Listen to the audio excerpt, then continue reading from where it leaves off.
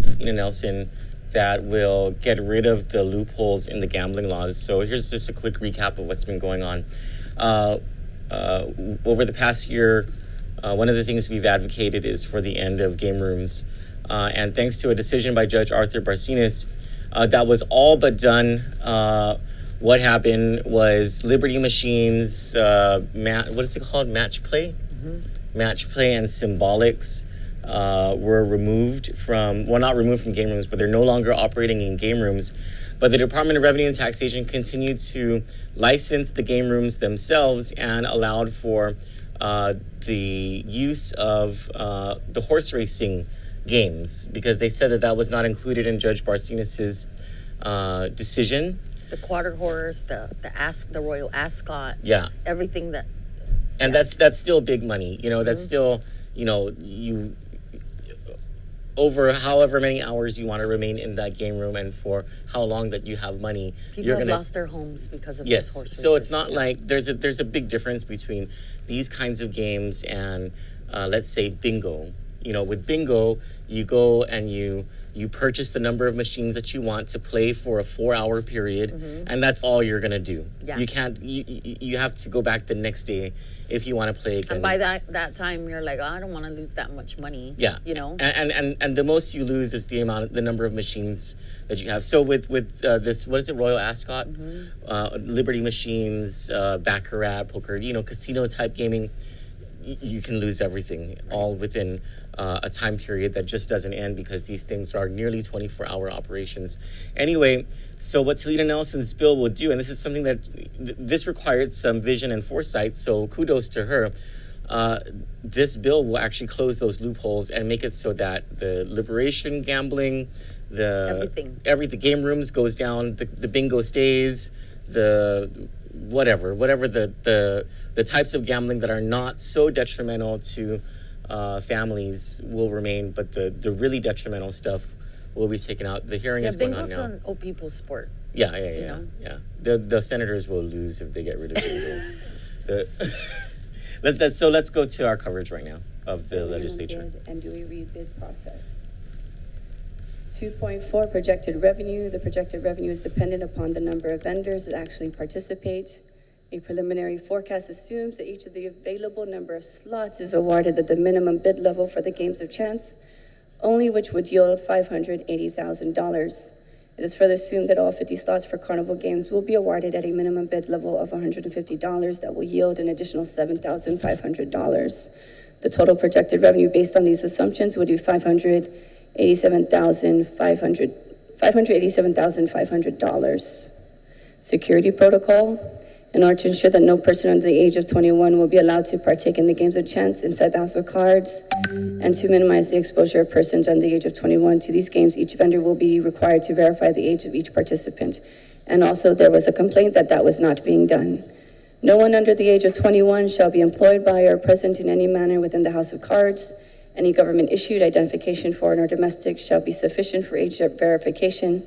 For the House of Cards will be a completely enclosed area, and access will be limited, as further described in section 5.8.1 below. Additionally, plainclothes security personnel may be present in any House of Cards if a person under the age of 21 is found within a House of Cards. At any time, the House of Cards vendor shall, in the first such instance, be issued a $1,000 penalty. In some instances, this was not done, payable to the Treasurer of Guam within 5 business days of the occurrence. In the second instance, the House of Cards vendor shall be issued a $5,000 penalty payable to the Treasurer of Guam within 5 business days. In the third instance, the House of Cards vendor shall be shut down and no longer able to operate during the Island Fair and Liberation Day Carnival, and shall be prohibited from participating in future bids for the next 5 years. Any and all revenues derived from such penalties shall be appropriated to Guam Behavioral Health and Wellness Center. Then it goes on with the maintenance plan and licensing.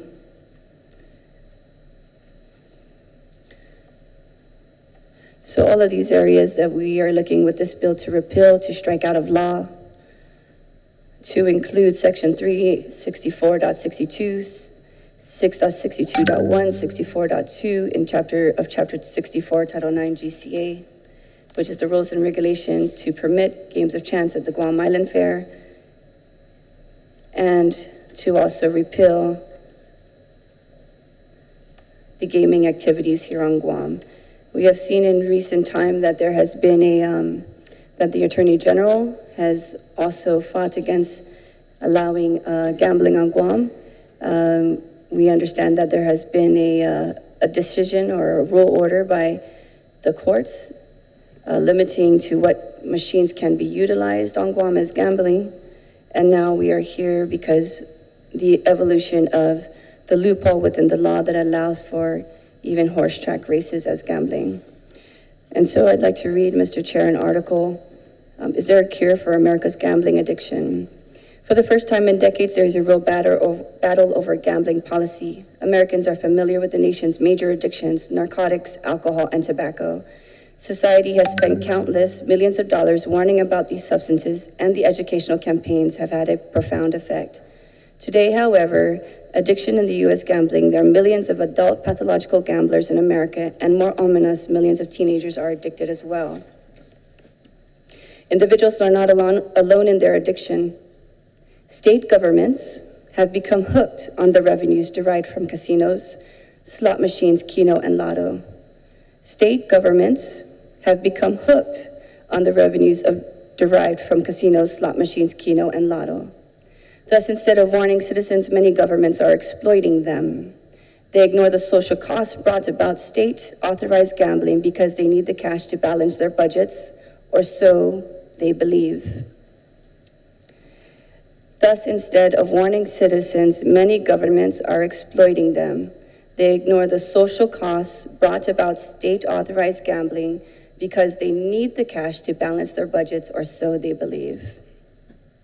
2 decades ago, commercial gambling casinos were prohibited in every state except Nevada. Just 13 states had lotteries. There was no such thing as an Indian casino. Altogether, Americans wagered about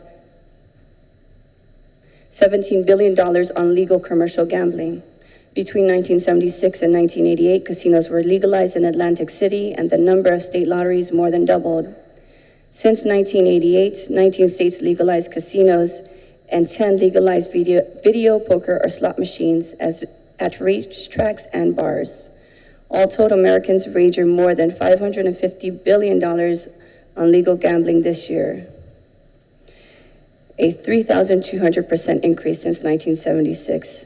In 1975, the federal government allowed state lotteries to advertise on television and radio for the first time, resulting in a flood of commercials promoting gambling. What once was considered unacceptable behavior became not only tolerated, but encouraged. As attitudes changed, so did the games.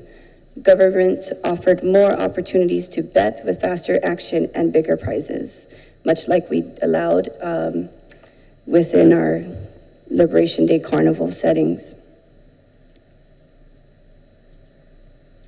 In 1987, the Supreme Court in California versus Cabazon Band of Mission Indians ruled the Native Americans, without state regulation, could offer legal gambling on Indian reservations if such games were permitted anywhere in the state in any form.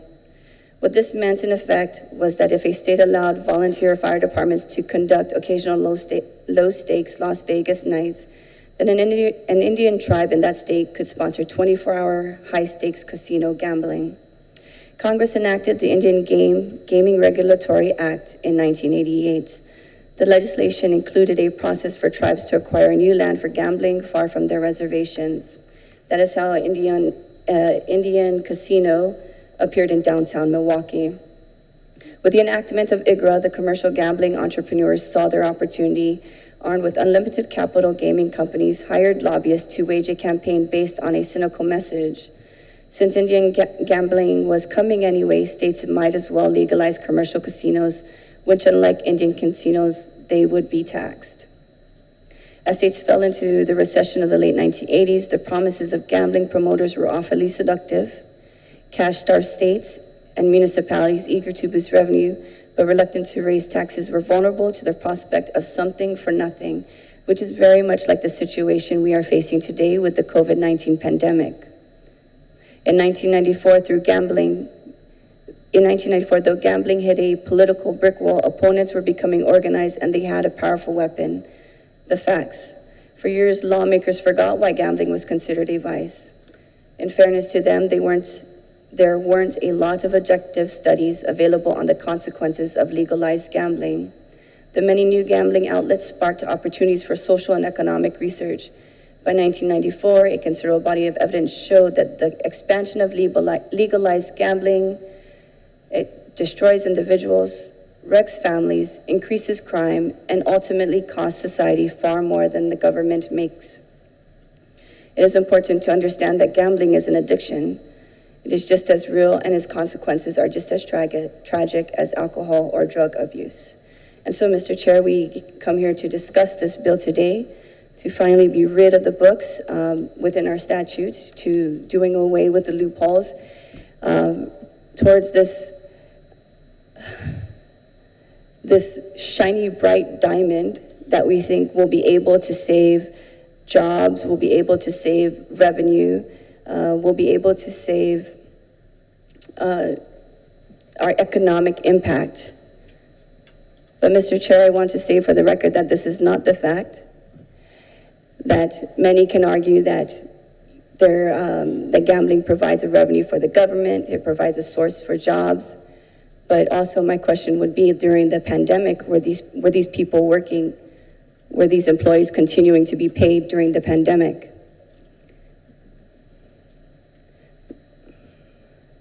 I hope that my colleagues, when we hear this bill on the floor, that we would be able to see that the impacts that gambling has done to our families, the impact that it has done to our community. I have witnessed videos that have gone viral in the game rooms where we see people who are disoriented and utilizing these machines and hoping to make more money. When I say disoriented, they look like they are they're on drugs. There's a constant twitching about them. I hope that we're able to see that the economic impact that gambling promises that it will bring as a positive thing for our island. I hope that we're able to see the social detriment that it does to these individuals and their families. I've had a man come to me, and this was during the legislation of the carnival earlier this term, saying that even 3 months of allowing gambling at the carnival in a previous year, he lost his house, he lost his family, that this addiction is real. And many can argue then, why don't we provide support for this addiction as well? It's very similar to the opioid crisis that we are dealing with today. The pharmaceuticals are producing opioid medicine and giving commissions to those that are able to sell the opioids to prescribers. And on the same turn, they're building rehabilitative centers to try to fix the problem that they know that they caused. After their lives are already destroyed, after the individual's lives are already destroyed, after the addict's life is already destroyed. You can't take that back. Once an addiction happens, it's a lifelong cross. You can't undo an addiction. Thank you, Mr. Chair. Thank you, Madam Vice. I'd like to also recognize my colleagues that have joined us today for this bill. From my immediate left would be Senator Therese Terlai, and Senator Luis Muña, and Senator Amanda Shelton. We will now begin to hear testimony for or against this bill. We'll begin with Mr. Gil Shinhara. Sir, and then after you, it'll be John Ryan, Jackie Marotti, and then the mayor. All right? Sir, if you may just state your name and give your testimony, sir. Afade and good afternoon, Mr. Chairman, members of the Committee on General Governmental Operations, Appropriations, and Housing, Senators, 35th Guam Legislature. My name is Gil Shinohara, and I am a proud owner of game rooms on our beautiful island of Guam. I'm here to testify against Bill 22635. This bill will close business establishments, of which I am an owner, and displace industry-wide over 300 hardworking individuals and their families. For whatever the intent of the author to terminate our industry presence, there are going to be created situations that will be far worse than what will meet the eye. Game rooms operate in a highly controlled environment. We are visible to everyone. Electronic gaming activity is highly regulated. For income reporting purposes, all activity is tracked in real time. Taxes are paid at a premium 17%. The breakdown is as follows: 5% for gross receipt taxes, 4% Guam Memorial Hospital Authority tax, 4% recreation tax, 4% gaming tax. Again, this is a tax rate of 17%. I believe only alcohol and tobacco are taxed at a higher rate. On an annualized basis each year, our industry contributes nearly $4 million in gross taxes. In addition, the industry pays an annual licensing fee on each and every machine in operation. This brings in another $300 to the government every year. Another $8,000 is paid to the recreation fund. Mind you, this is separate. This is a separate collection from the 4% recreation tax I cited earlier. And there's more. Each game room location has 2 business licenses, one for the vendor partner that manages the location, and another business license for the owner of the machines. Between the owners of the machines, the owners of the individual game rooms, and their employees, millions of dollars a year are paid in the various paycheck withholding taxes. Employee salaries, employee salaries alone are more than $7 million a year. On top of that, the businesses and their owners pay corporate and personal income taxes. This absolutely tallies into the millions each year. We are highly taxed. We contribute greatly to the common welfare of our government and our island. We ask for nothing in return, except that we be allowed to continue in business. Our success contributes to Guam's growth. One might say, wow, that's a lot. But our story does not end here. I want to share with you more details of the economic impact of Guam Music and its vendor partners. I remind you that this is only a part of the industry total. There are other operators and vendor partners too. So GMI and its partners collectively spend more than $1.25 million a year on commercial rents. We are consumers of power, water, phone, and cause, and of course, internet services for the real-time tracking devices that monitor our machine activity I talked about earlier. That's another $1 million in economic activity. We contract with nearly every private security company on island, both for alarm and safety systems, as well as on-site guards. This is an additional cost of $1.2 million. We are patrons of office supply stores and buy regularly from wholesalers. Everything from janitorial supplies to coffee, creamer, and sugar, another $1 million category. Game rooms purchase bottled water, a lot of bottled water, probably enough to fill the Dead Oak pool. A pool that was made possible in part anyway by that 4% recreation tax we pay.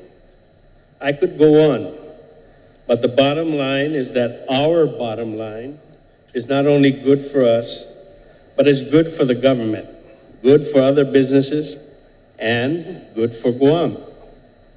This bill does not just eliminate our industry.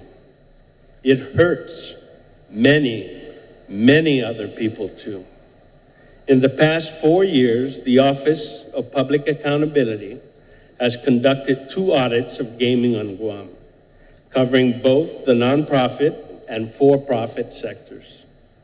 Both reports, one conducted under each of the 2 public auditors that we've had since the creation of the OPA, were clear and direct about 2 things. Number 1, the electronic gaming industry, our industry, pays its taxes. Quoting directly from the 2019 OPA report, quote, gross receipts from electronic gaming devices account for 79% of the limited gaming fund, close quote. Number 2, where there are problems or questions raised about reporting of revenue, recording, payment, and collection of taxes, the issues are within the nonprofit organizations. The 2019 OPA report states, as a lost opportunity, the failure of Department of Revenue and Taxation to collect more than $2.6 million on limited gaming taxes from the nonprofit gaming operators.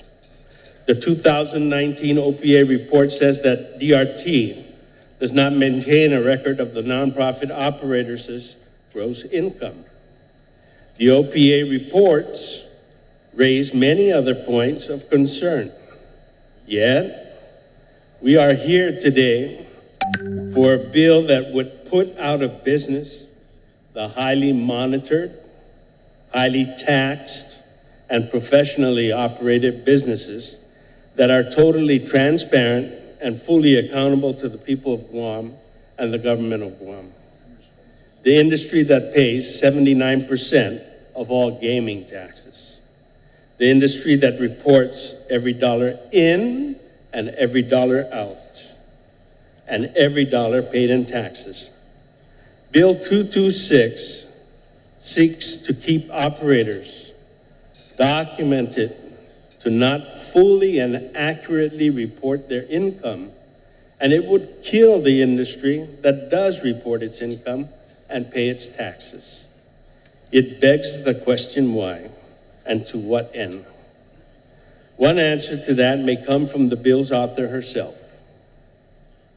Quote, there is always a spot for a clause that by default attaches culture to other forms of gambling, such as bingo or lottery and cockfighting, close quote.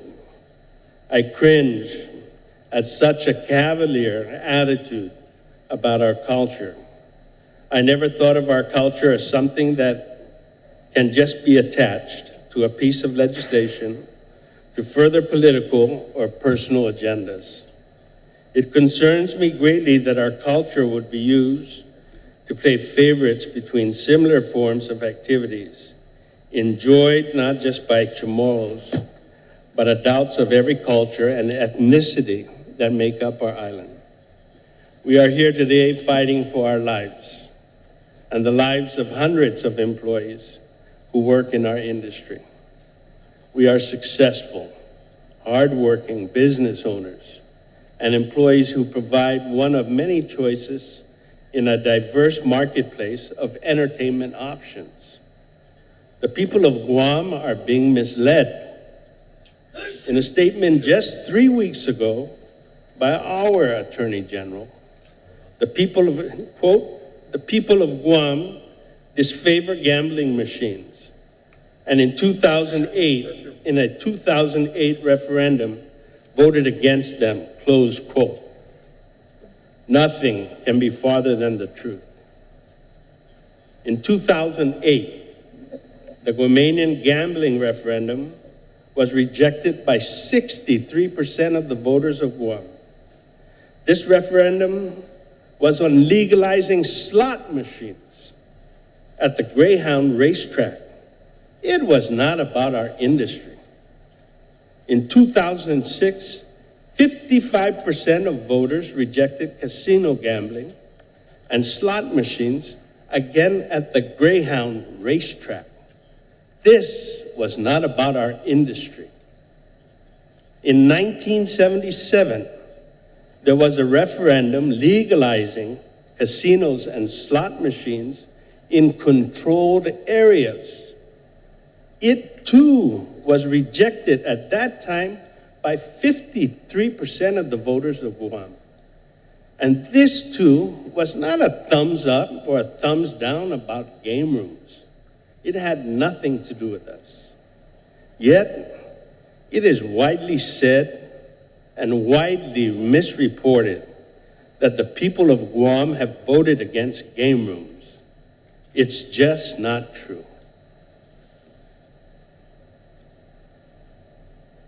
Thank you, Mr. Chairman. Thank you, Mr. Shinhara. If my staff can get a copy of your testimony, because my colleagues would like a copy. Mr. Ryan, John Ryan, sir. Thank you, Mr. Chairman, members of the committee. My name is John Ryan, and I too am a proud owner, co-owner, and co-operator of a game room since 2013.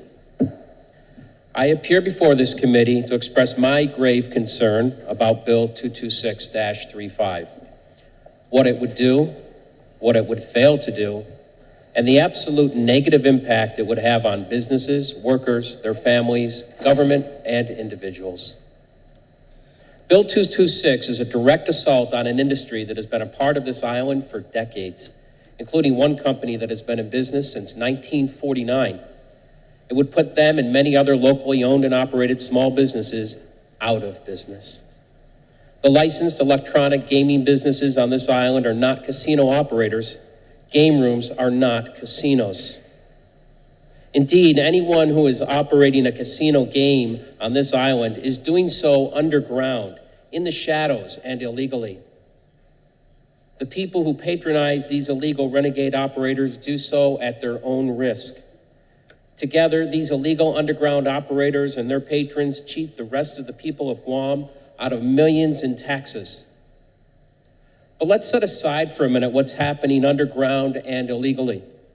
Let's take a look at who this legislation singles out for protection while eliminating other forms of gaming.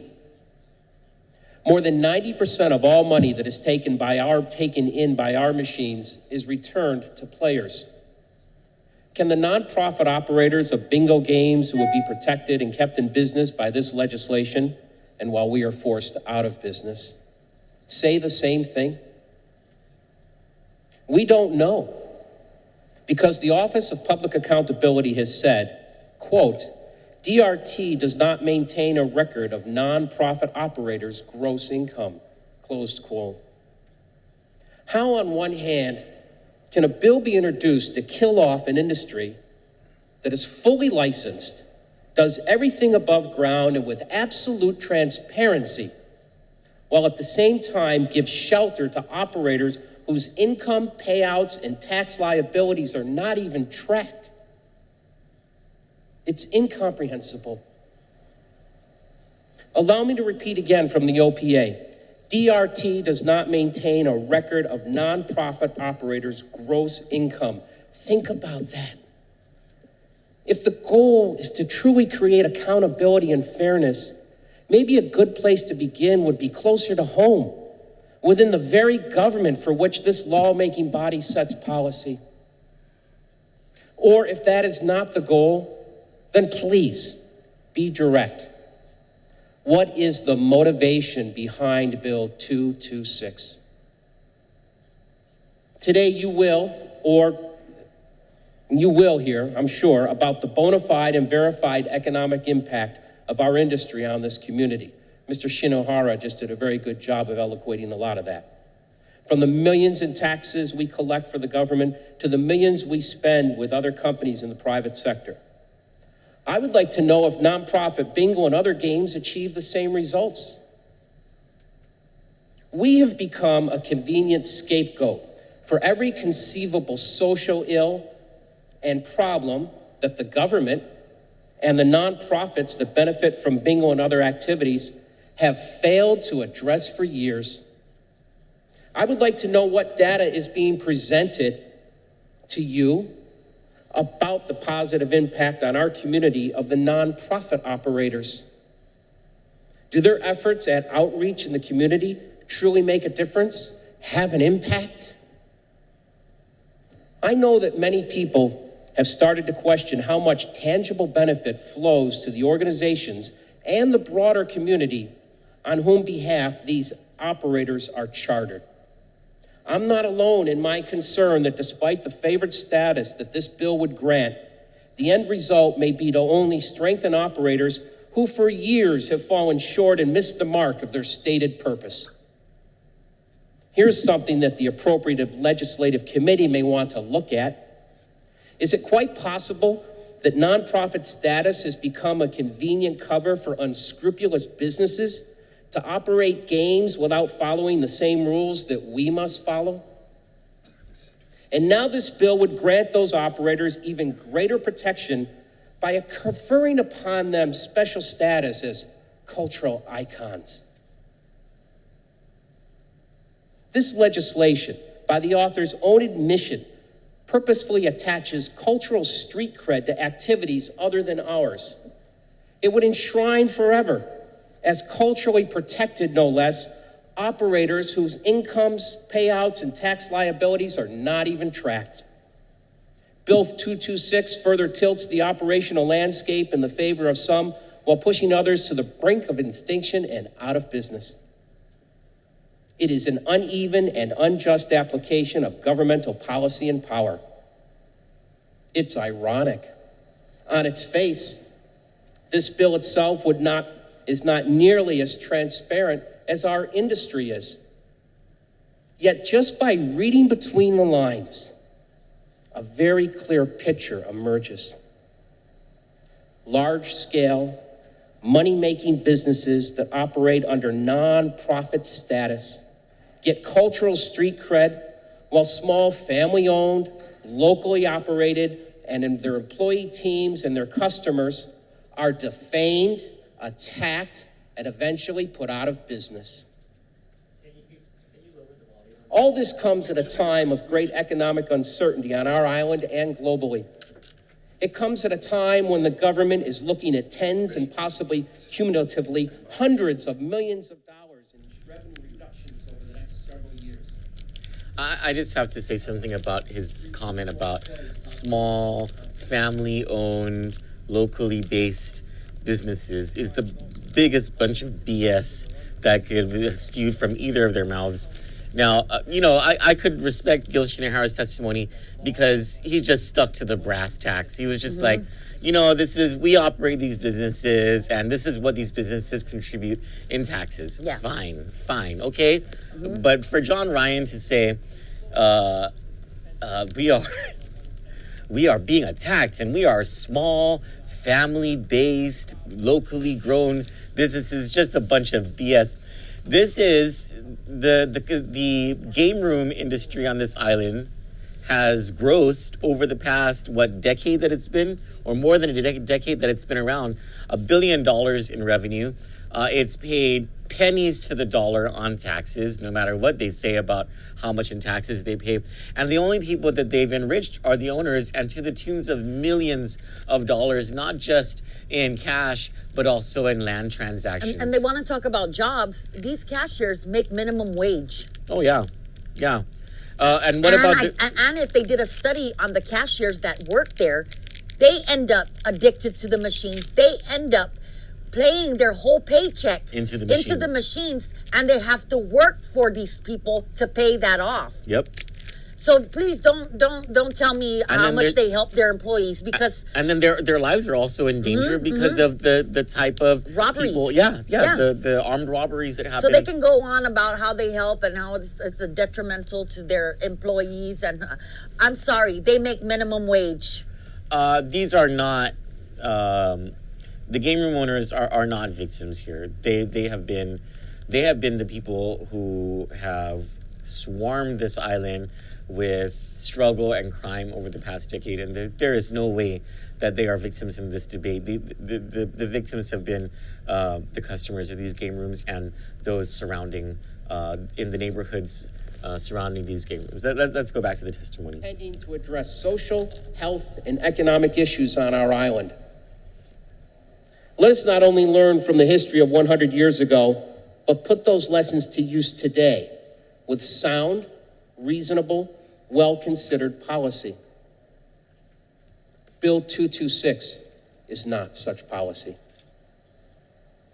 Thank you, Mr. Chairman. Thank you, sir. Ms. Jackie Marati, ma'am. Buenas and Hafa, honorable senators.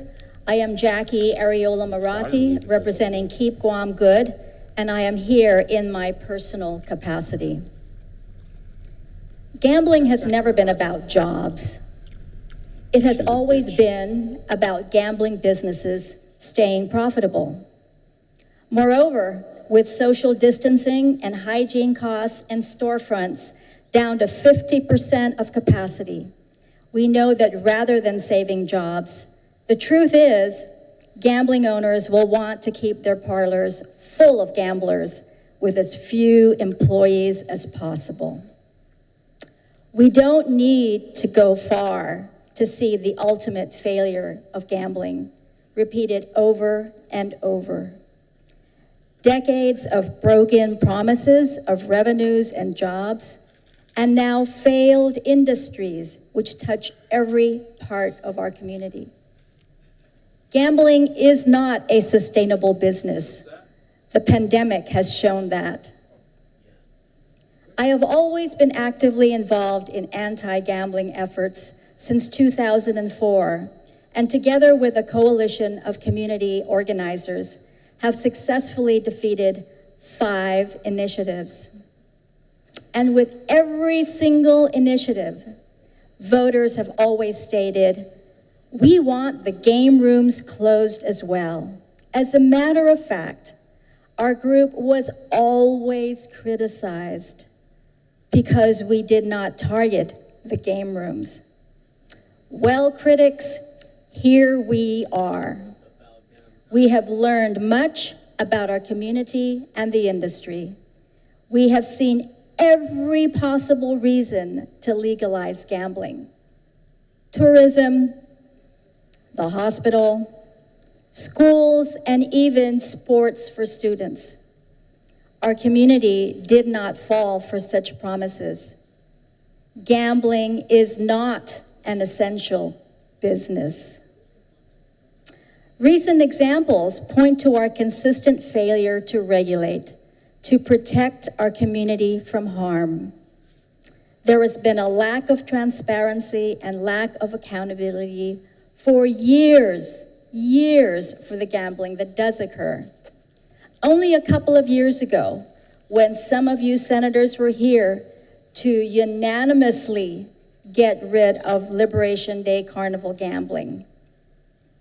Here are some of the examples just a couple of years ago we talked about. Remember that year-round casino at Teedzon for the village fiestas? Who regulated those?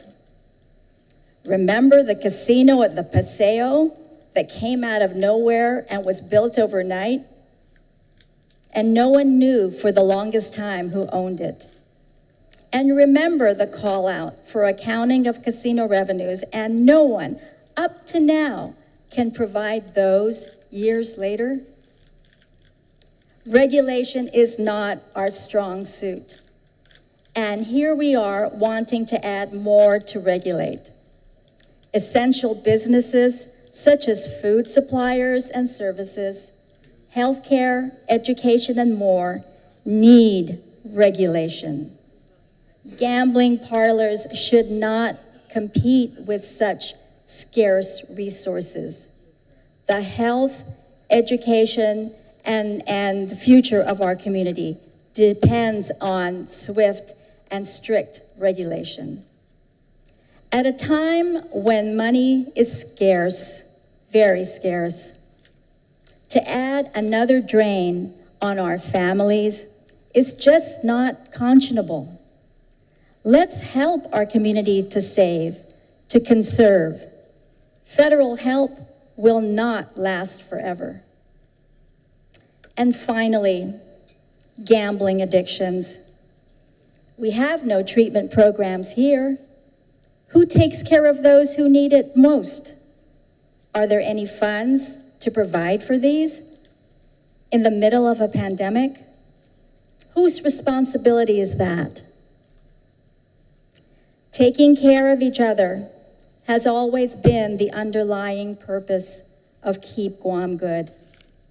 The pandemic only heightens our love for our community and our wish to keep harm away from our people, to reduce the risk in our community when we need it the most. Keeping priorities focused on healthcare, on education, and a sustainable future should be the priorities that you all have here now. Vote 226 into law. Thank you, Jinstituus Maasi, Senators. Thank you, Ms. Marati. Mayor Rudy Montanani, sir.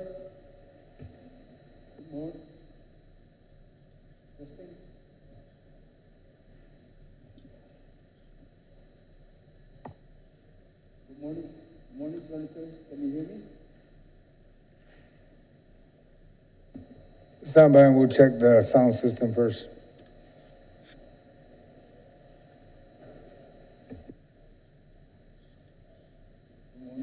Morning, Senators.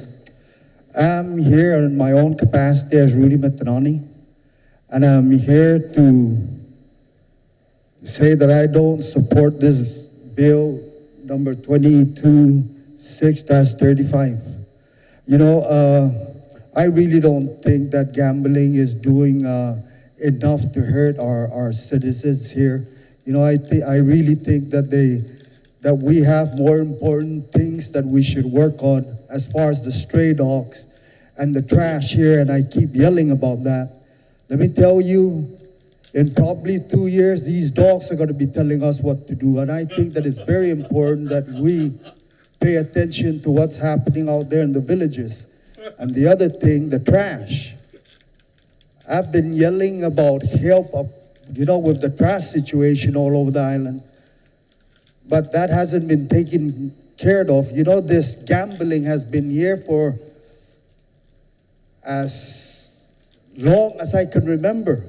I'm not saying it's not hurting a lot of people, but the people I think that is hurting is taking it upon themselves, you know, with the decisions that they make. But my problem here is the problems that affect the people of Guam here all over the island. And let me tell you, it's getting worse up there in Jigo and Dedido. The trash and the stray dogs. I know that, you know, you don't hear enough about kids getting attacked or, you know, people in all the villages. I hear this almost every other day in Jigo. The trash problems, I've been yelling about that, but there's nothing being done. All I hear is things that a lot of you senators are trying to do, but, you know, you gotta attend to that because... Oh my goodness. I love Hui, our mayor in Jigo. One of these things is not like the other. One of these things is not quite the same. He may have stepped into the wrong public hearing because as far as I can remember, this public hearing was about gambling and not about the dead dogs on the road. Mm-hmm. But I you know... Well, I guess what he's trying to say is that we have other important things to worry about than this bill, so hurry up and get to stepping, senators. Mm-hmm. Maybe he doesn't see the problem that these game room owners cause to the community, which is detrimental. Mm-hmm. Detrimental. I just wanted to laugh about that for a second. I still love you, Mayor Rudy Masanani. I respect you. Hey, bad testimony today. Bad testimony. Let's go back to the mayor. Help us with that, and maybe you can come back and deal with the problems that, you know, gambling is causing. Because let me tell you that the people that are getting hurt by gambling is by choice. It's by choice. It's not It's not because we want it, it's because that's what they want. And you know, I really think that you senators, without insulting you, please work on the things that really hurt the people. You know, the people that if somebody's getting hurt about this gambling, okay, it's their choice. It's their choice. And a lot of us people make the wrong choices, and that's just the way life is. But if you don't do anything about this trash and about these stray dogs, pretty soon, I'm telling you the truth, man, pretty soon that the dogs are going to be telling us what to do. It's lucky that Anderson Air Force Base put that fence in around Anderson, because they kept a lot of the dogs in there. But let me tell you, in 1 year, again, it'll be the same and probably worse. You know, and I'm here just to start off about me not supporting Bill 22.6-35. You know, we've got better things to do to address, you know, the health and everything about our people. And, you know, like I said, this gambling issue has been here since 1914, and I know that you guys don't know how far 1914 is back, but it's been here for a long, long time, and we're still, you know, it's not killing any one of us. It's hurting some of us, but it's the choice we take. Thank you very much. Thank you, Mayor. We still have, Madam Vice, we still have 1, 2, 3, 4, 5, 6 more. So does any Madam Vice, do you have any questions to the panel before I release you? Because once I release you, we won't be calling you back, and then we'll go to the next group. Thank you, Madam Mr. Vice. Chair. I'd like to thank everyone for giving their testimony today. Mr. Shinohara, the revenue projections, or the revenue that you gave us, is this current? Did the gaming industry also bring in this revenue for these couple of months during the COVID? Can you repeat? Yes, the revenue for the numbers that you gave us, are these current revenues, or is this from the previous year? So they're current up to the beginning of this year. Till January? Yes. I noticed that we have some people outside in the lobby that are employees. Were these employees employed by the industry during the lockdown months? I can't speak for everybody, Senator, but I can speak for my own company. We employ approximately 39 people, and all of our people were kept in employment, except for a period of 2 weeks. 2 weeks, okay.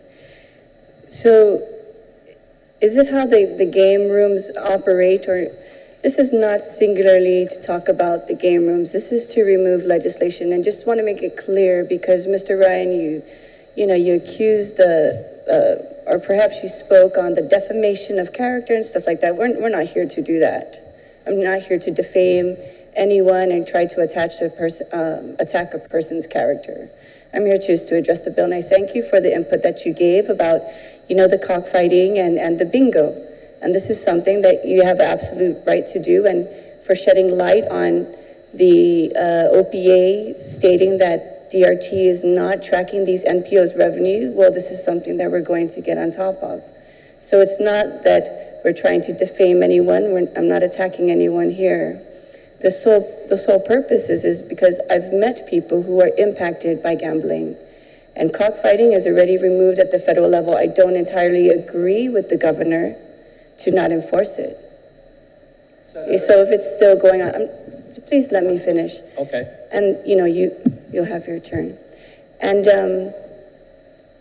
it's the issue of the addiction. And Mr. Manzanoni, you mentioned about gambling is not hurting anyone, or perhaps it's a waste of time for us, and that stray dogs are more important, and it's their choice that they decide to gamble. Well, I'll tell you, if you're an addict, it's very difficult to discern what is good for you and what is bad for you. And so if there is someone suffering and is being hurt by something, I cannot just turn the other way and just say, oh, because it's your choice and your choice is not affecting me directly, then you do whatever the heck you want. That's not the way I was raised. I was raised to help people in their suffering. I was raised to help them when they have some struggles. It's not to look the other way and say, well, this is your problem, you deal with it. That's not the way I was raised. And so I just want to address that because I understand we have a stray dog problem and we have a trash problem. And, you know, there are ways that we have been trying to work with the community to fix that. Some of my colleagues introduced legislation, and it's just because it's a choice, that doesn't mean that, you know, if they lose their house, if they lose their family, that we turn the other way from it.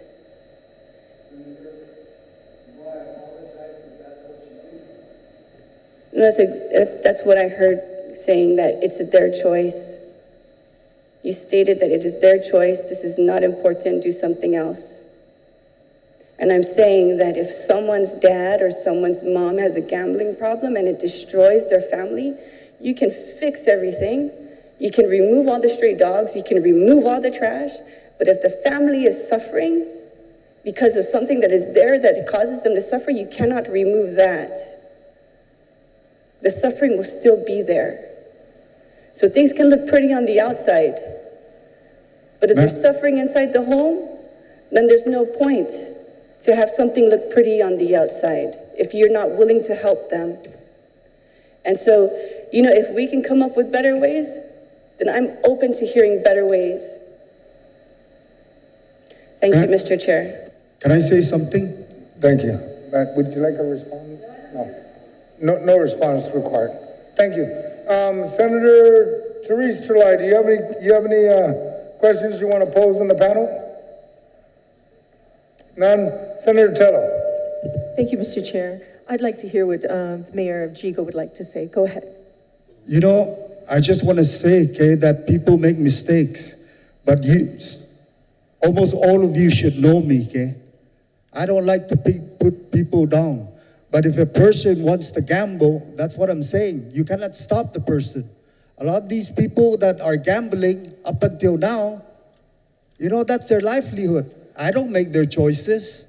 And you know what? I really don't care. And you should know me, Senator, that anybody that needs my help, I'm always there, more than I want to. So please don't slap me that, Mayor. you know.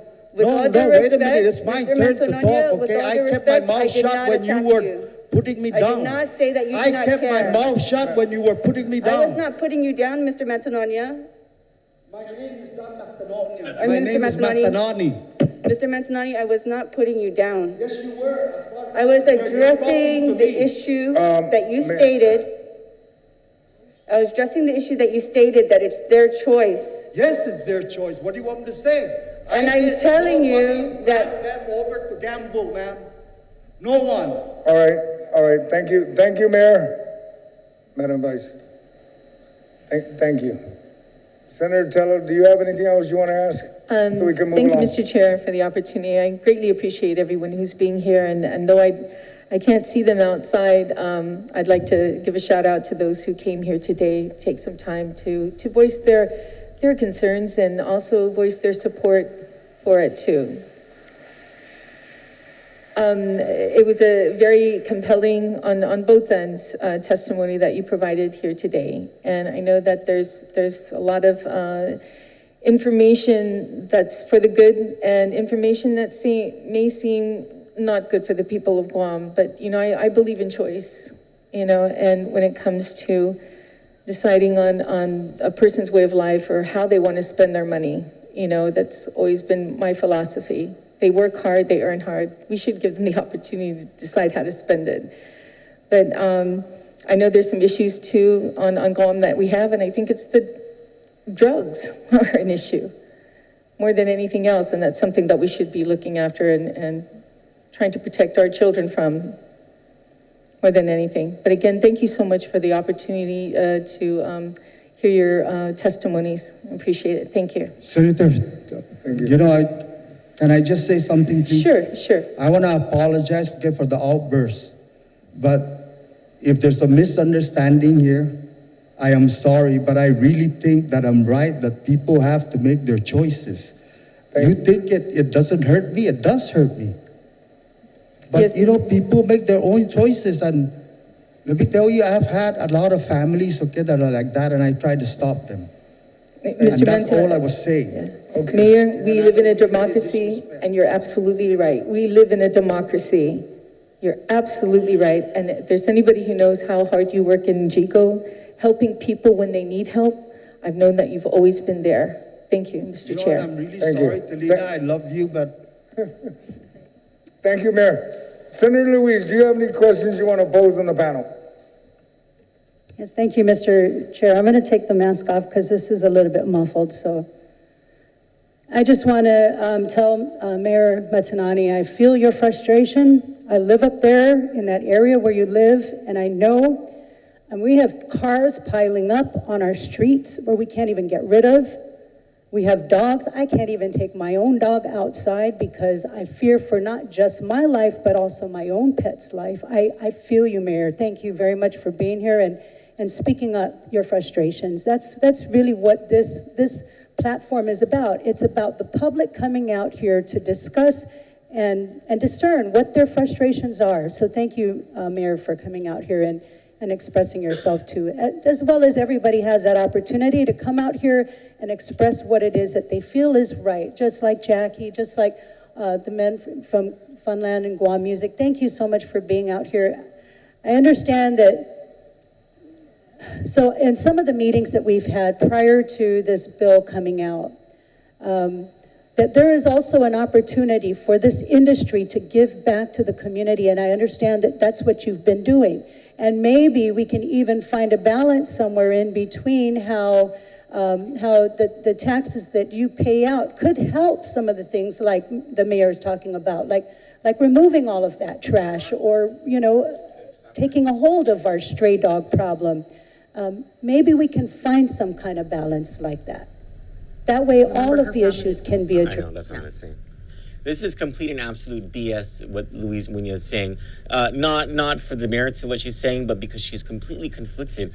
Her family owns a game room in Barragata. The other person who's conflicted who's at this hearing is Senator Amanda Shelton, whose family is directly involved with Guam Music Inc., which is the largest, controls the largest portion of these game rooms and controls the licenses for these machines.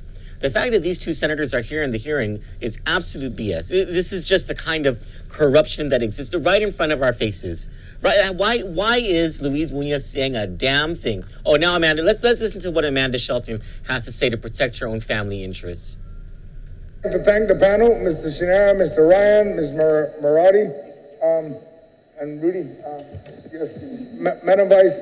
Okay, and then I'll have you speak because I think you wanted to say something. I did have one Mr. other thing to say. Mantanani, I just want to say also, you know, I'm not trying to fight with you on this situation, and I'm not saying that you don't care about people. I know you do a lot for our village in Jigo, and I have the utmost respect for you, but I am saying personally for me, that if people are suffering because it's their choice, I feel compelled to do something. That's just for me. And you have a point, you know, and I respect your point. And so I hope that, you know, this legislation, you don't see this as something that will divide us, okay? Sincerely, I am sorry too. I hope you know, for, you know, in a sense, because you are older than me, you know, for perhaps you may have thought it disrespectful for me to also speak my mind. So I am apologizing to you for that. Thank you, Madam Vice. Mr. okay, Ryan. Senator, you'll be gone tomorrow. What's that? I'm sorry. Okay. Mr. Ryan, you wanted to say something? Very so we can briefly, close it. very briefly. Thank you. Senator Nelson talked about addiction, and I believe there's probably, I know for a fact there are people in this room right here whose families and lives have been touched personally by addiction. I think that is a noteworthy point. The good senator also talked about people's lives who are impacted by gambling, and that she's met people. And I would like to suggest there are many dozens of people just on the other side of this door whom you are welcome to go and speak. Just walk right out that door, and they will tell you the impact that gambling or gaming has had on their lives. They are the employees, the workers, the owners, the people who make this industry tick, who follow the law, and who are good citizens of this island, who are volunteers, who go to church, who are part of the fabric of our community. Thank you. Thank you, sir. Thank you, panel.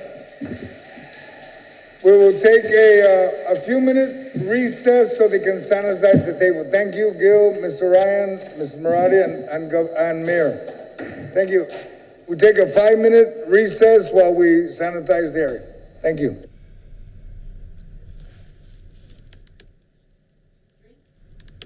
Take your shot, take your shot.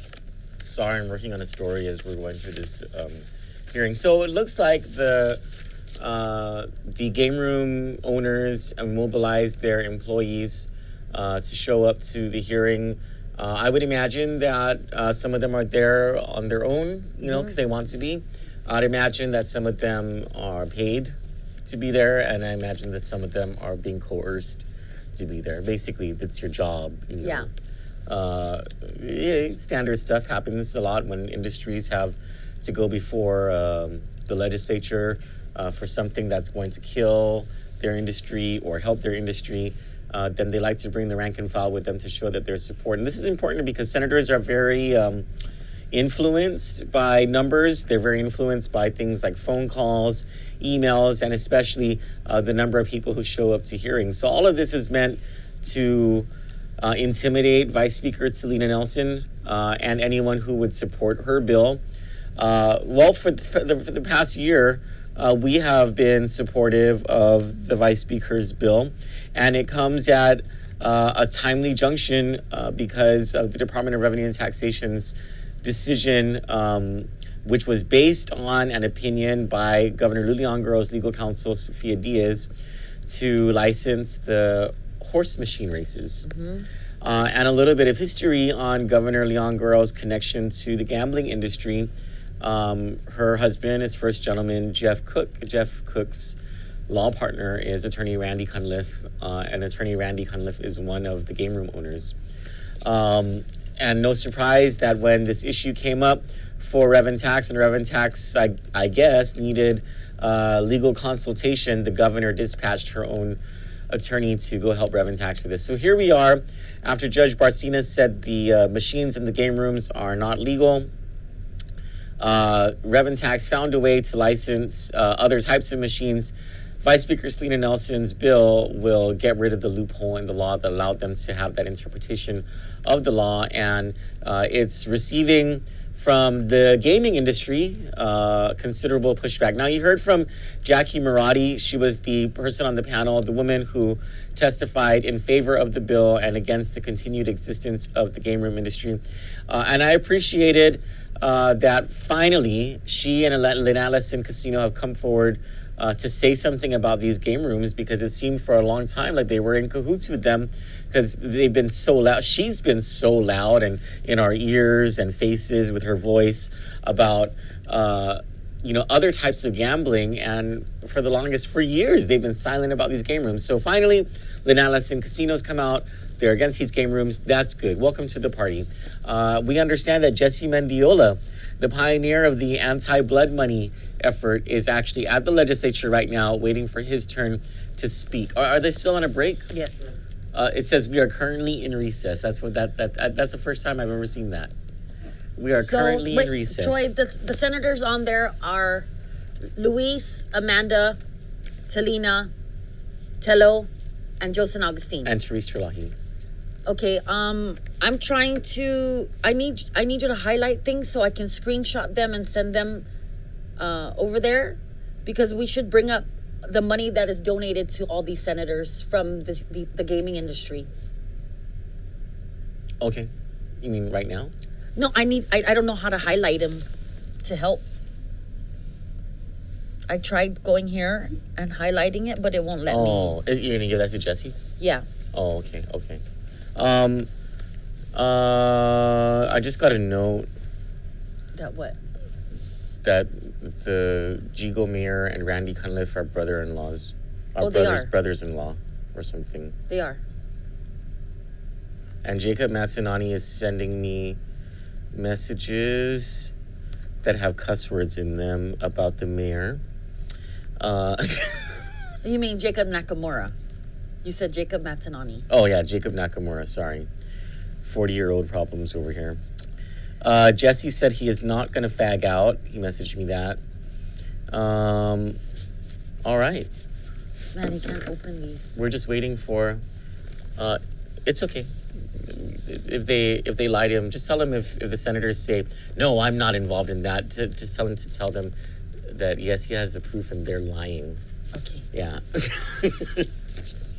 Those senators are absolutely involved. There's a in the couple gaming senators industry. that should recuse themselves from this hearing.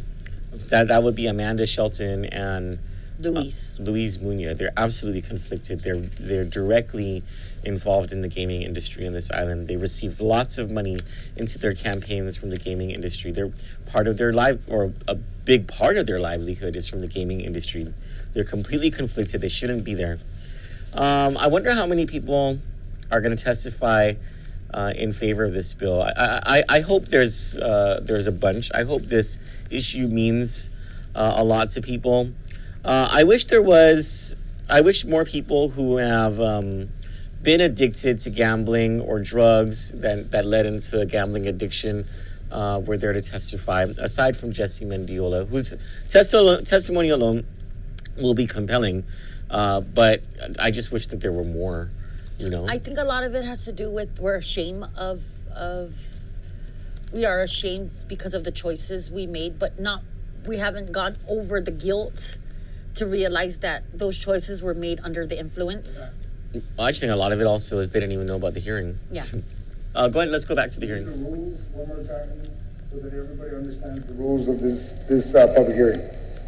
Those testifying on behalf of the bills will be recognized by myself. If I'm correct, I have Jason. Who's Jason? Can you pronounce your last name, sir? I don't want to murder it. Cunliffe. Oh, Cunliffe? Yes, sir. Oh, you're from Agat. No, that's Cundiff, sir.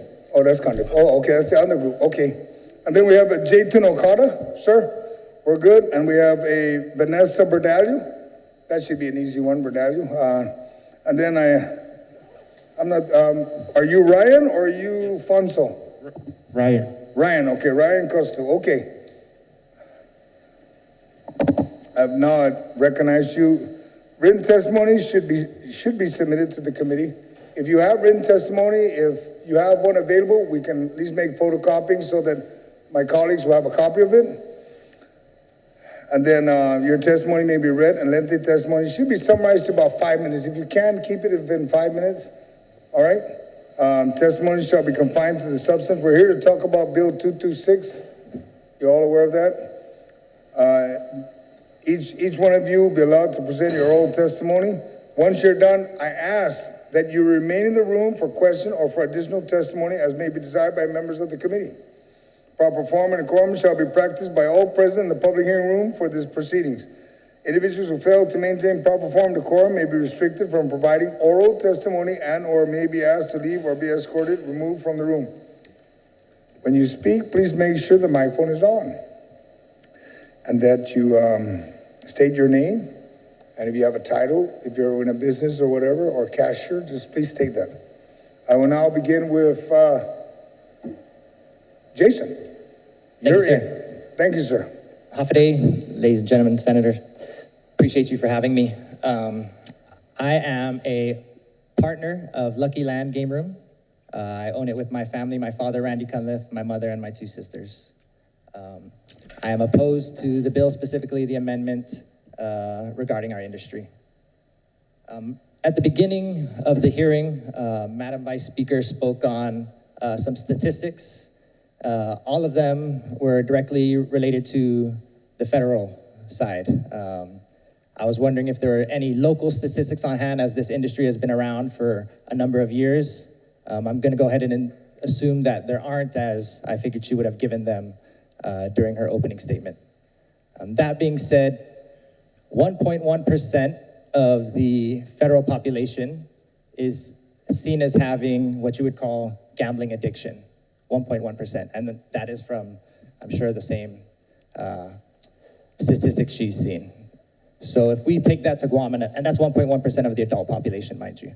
So if we take that to Guam, 165,000 population, let's say adults, let's say 100,000, that's 1,100 people potentially with a gambling addiction. Okay, so these are, again, hypotheticals. We don't have numbers specific to Guam. But the reality is that we do, again, as Mr. Gil Shinahara testified to, employ hundreds of people on this island. And that reaches not just them, specifically their families, but further on, it's a wave, right? We support other businesses by purchasing goods and whatnot from them to help keep us open. So that's just one thing I wanted to touch on. The Bureau of Budget Management and Research reports that Guam today is in a $51 million shortfall. I'm sure you're well aware of that. You guys deal with that every day. It also shows us that we currently have a $45 million loss in income taxes. Again, some of that could be related to the fact that the income tax was pushed back to July, but I think obviously some of that is related to COVID. So moving forward, we're sitting here looking at potentially now removing 300 to 400 odd jobs on our island where, with those people potentially, what jobs will they be able to go to after?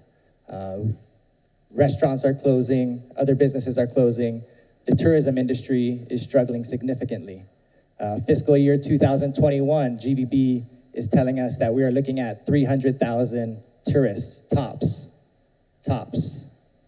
So what are we really talking about here? Are we talking about hypotheticals or are we talking about reality? Moving forward, all of the current solutions, right? We talk about addiction. If we're gonna say that we're gonna outlaw gambling, do we really believe that all those gamblers are just gonna go away and those addiction problems are just gonna be swept under the rug and therefore will not exist because now these corporations and companies are closed? I think we'd be naive if that were the case.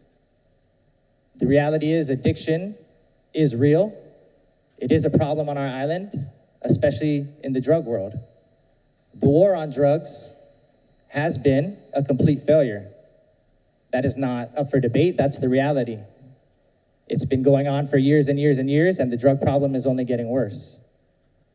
Addiction, right, is a mental health issue, and it's something that we need to address.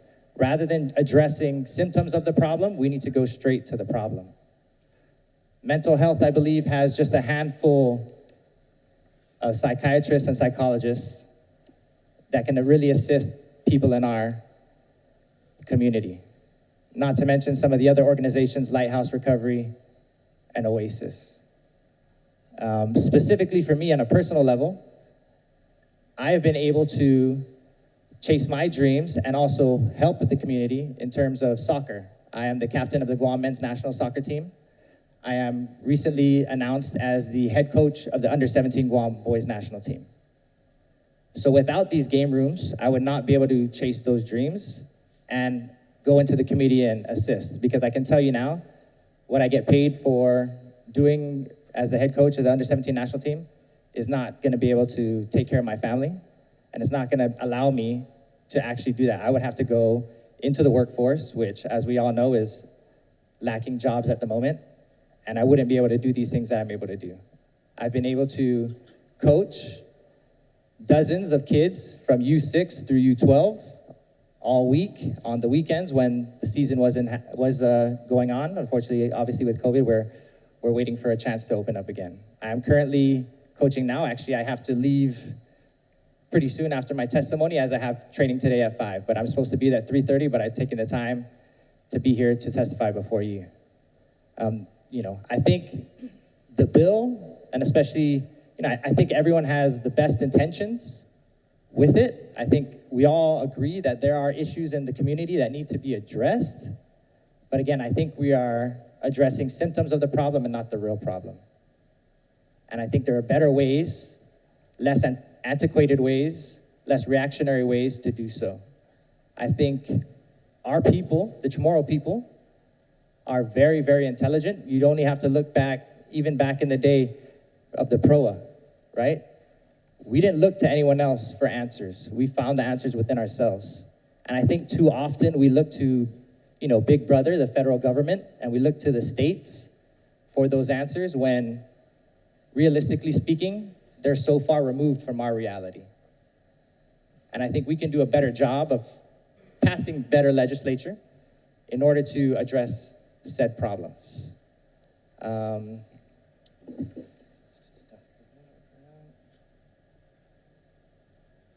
would just leave you with, again, I believe that the bill is well-intended, but again, compulsive gambling is a treatable condition.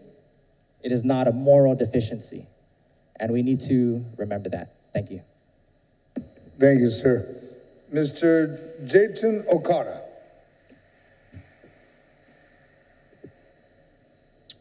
Alpha Day Senators, thank you for the opportunity to give testimony today.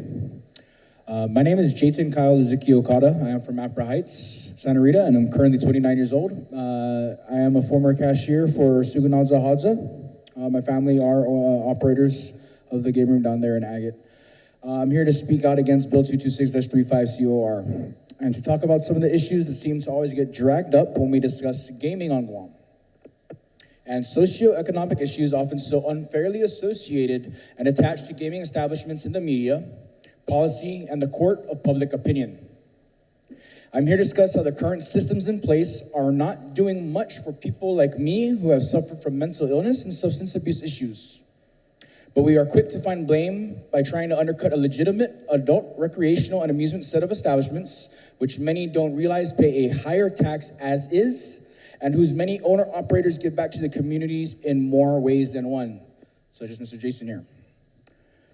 Many are quick to judge and give legal gaming establishments a bad rap and associate blame to our establishments when we are an easy target to an uneasy set of issues to deal with. Let us get real. Let us be honest. Times have changed significantly. There's no denying that. Especially with this COVID-19, there is a new norm, and we are all adjusting. Every single one of us are adjusting whether or not we like it, from our kids to our manamku. It's hitting every one of us, nation, island-wide, globally. We have to adjust. But let's get real here. Our neighboring businesses in our village have seen, down in South, have seen major revenue losses since March, that they have had to release staff. Some have also had to permanently cease operations and shut down. Shutting our doors would be another devastating blow to our southern village and island community, which are already reeling from the worst revenue losses they've seen, as well as losing countless major job losses. We are a legally operating, and in the case of Sugunadza Hadza, a female minority-owned business which hires locally, pays a higher tax rate than most other Guam business industries, and I feel it is genuinely unfair and unjust to target our industry for shutdown amidst the current economic downturns and through or over what I believe are generalized misconceptions. Before working in this industry in 2009, I personally had views about amusement rooms and their atmosphere and clientele, much like you guys, or those who believe in the negative atmosphere. I bought into the sound bites and spin doctoring by gaming opponents over many election cycles as a youth. I would eventually find this negative view of our amusement establishments to be uneducated, indifferent, and somewhat ignorant of the positive factors that the gaming and amusement recreational facilities can provide. I entered the industry as a young adult in 2009, and soon I would come to meet some of the wisest, upstanding, respectful people my boss likes to call super citizens. Many of them would be widows or widowers, veterans, small business owners, retirees, really great people. They all come to our establishments on the regular, mostly for amusement and socialization. They don't come there to, gamble their woes away. They come to have a good time. This is what we are. We get misconstrued from there's gaming, gambling, but we are strictly an amusement facility, They come for a relaxation as well as to socialize with the rest of our clientele and our staff. The attitude and fears I previously had were quickly replaced with a sense of pride and respect for being a part of this industry and being in the lives of these fellow community members. I feel the time and resources to continually sponsor legislation and policy based on assumptive and misinformed views correlating social ills with our industry as being a culprit rather than to provide proper solutions to these issues that are far more complex than we care to admit is just, it's unjust. We should be investing our time and efforts by focusing on the infrastructure necessary to improve mental health care services, enhance job creation, combat poverty, and mitigate social upheaval with such crises as COVID-19 and the socioeconomic effects of massive changes to our islands, such as the ongoing military buildup. On the matter before us, how can we be careless to lay blame rather than face the fact of the matter? These are a myriad of complex issues that have no simple solutions. Why target our industry? I personally battle mental illness. I am in recovery from substance abuse. I struggle daily, sometimes minute to minute, but I'm grateful to be better today and thankful to have the clarity of mind to give testimony today. Recreational gaming has had no cause or correlation to my major anxiety, my rapid cycling bipolar depression, or my addictive personality traits. These have been my choices as an adult. Anything that I have made that has been bad has been of my own doing. But they are disorders that I have and I have learned to cope with. We need the infrastructure to help our people cope. And we do not have the right infrastructure at this time. They are lifelong disorders I have dealt with and continue to deal with since I was a child. I urge us all to focus more about how Guam Behavioral is short-staffed, underfunded, and dealing with more clients than ever before, because more and more people are willing to admit to their problems, that it is okay to not be okay. What is not okay is failing to try to get help. The stigma is no longer an issue for most. The issue is we do not have enough psychiatrists or psychologists like Mr. Cunliffe has attested to. Last count I checked, there was 4 psychiatrists on staff for the thousands of clients that Guam Behavioral Health and Wellness Center has. I can't get an appointment right now. I will not have an appointment for at least another 3 months. That goes for other people as well. Last I checked, the only way you can see a psychiatrist there is if you are in a severe episode of intake for AIU, the Adult Inpatient Unit. What about the problems that New Beginnings Drug and Alcohol Substance Center, or the outpatient and inpatient rehabilitation facilities such as Oasis Empowerment Center or the Lighthouse Recovery Center, which I have commenced from in 2018, for substance abuse have? They have no on-staff psychiatrists. They have long wait lines because they do not have such infrastructure, funding, or necessary staff and facilities to keep up with the need to assist our island's drug epidemic, which is the real problem we need to talk about. Vice Speaker, you had a great opening statements, and I commend them, but please, our industry, you know, I understand your passion. You know, addiction has ripped my life, has ripped me from my family, has ripped me from a lot of things, but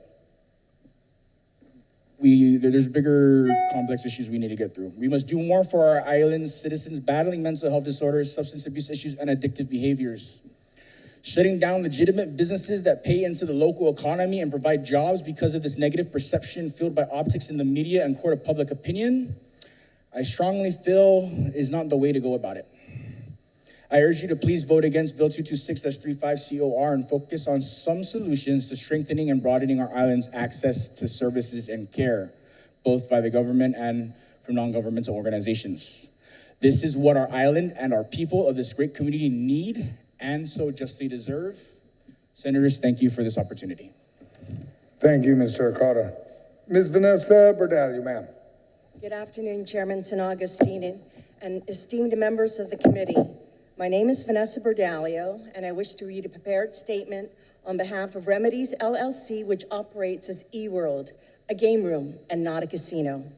To start, I'd like to thank you and your staff for all the hard work, the professionalism and dedication during this time of COVID-19 epidemic.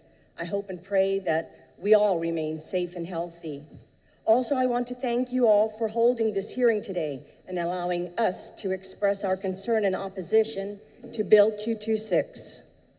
Your Honor, Mr. Chairman, and esteemed committee members, Bill 226, beyond being a virtual death sentence to an open, fair, structured, and highly accountable industry that supports the livelihoods of our many employees and an unjustified disruption to the families' lives, passage of this bill will undoubtedly bring about unintended consequences that will harm the very people that the bill was intended to help.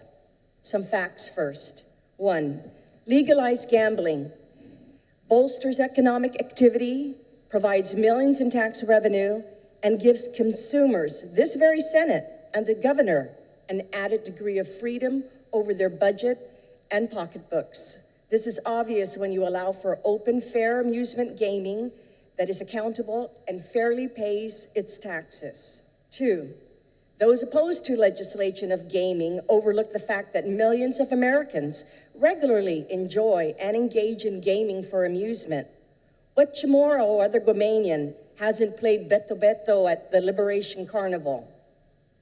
It is not the government, 3, it is not the government's duty to regulate the moral behavior of American citizens, especially for a victimless activity that the vast majority enjoys.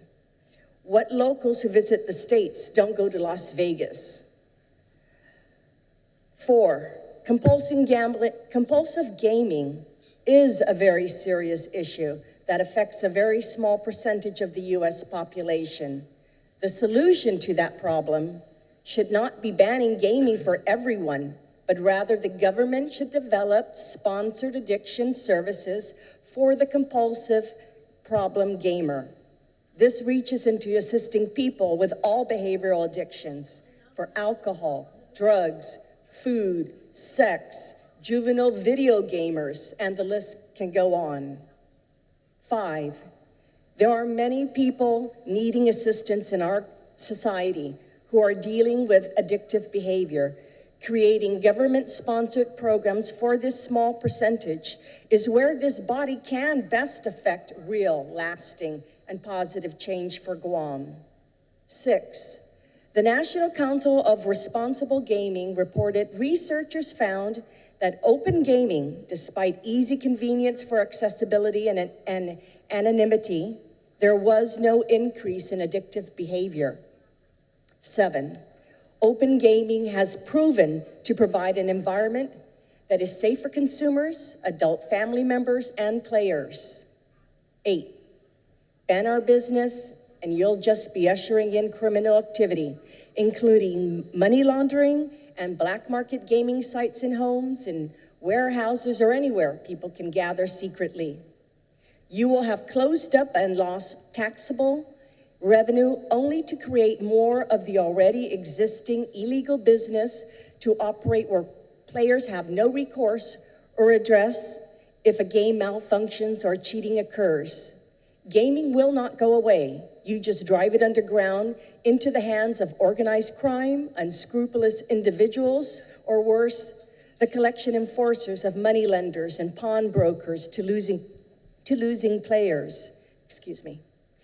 There already exists a large underground betting circuit occurring in Guam that has enormous amounts of money at stake and dangerous consequences to those who cannot pay their debts. 9, the fact is, at no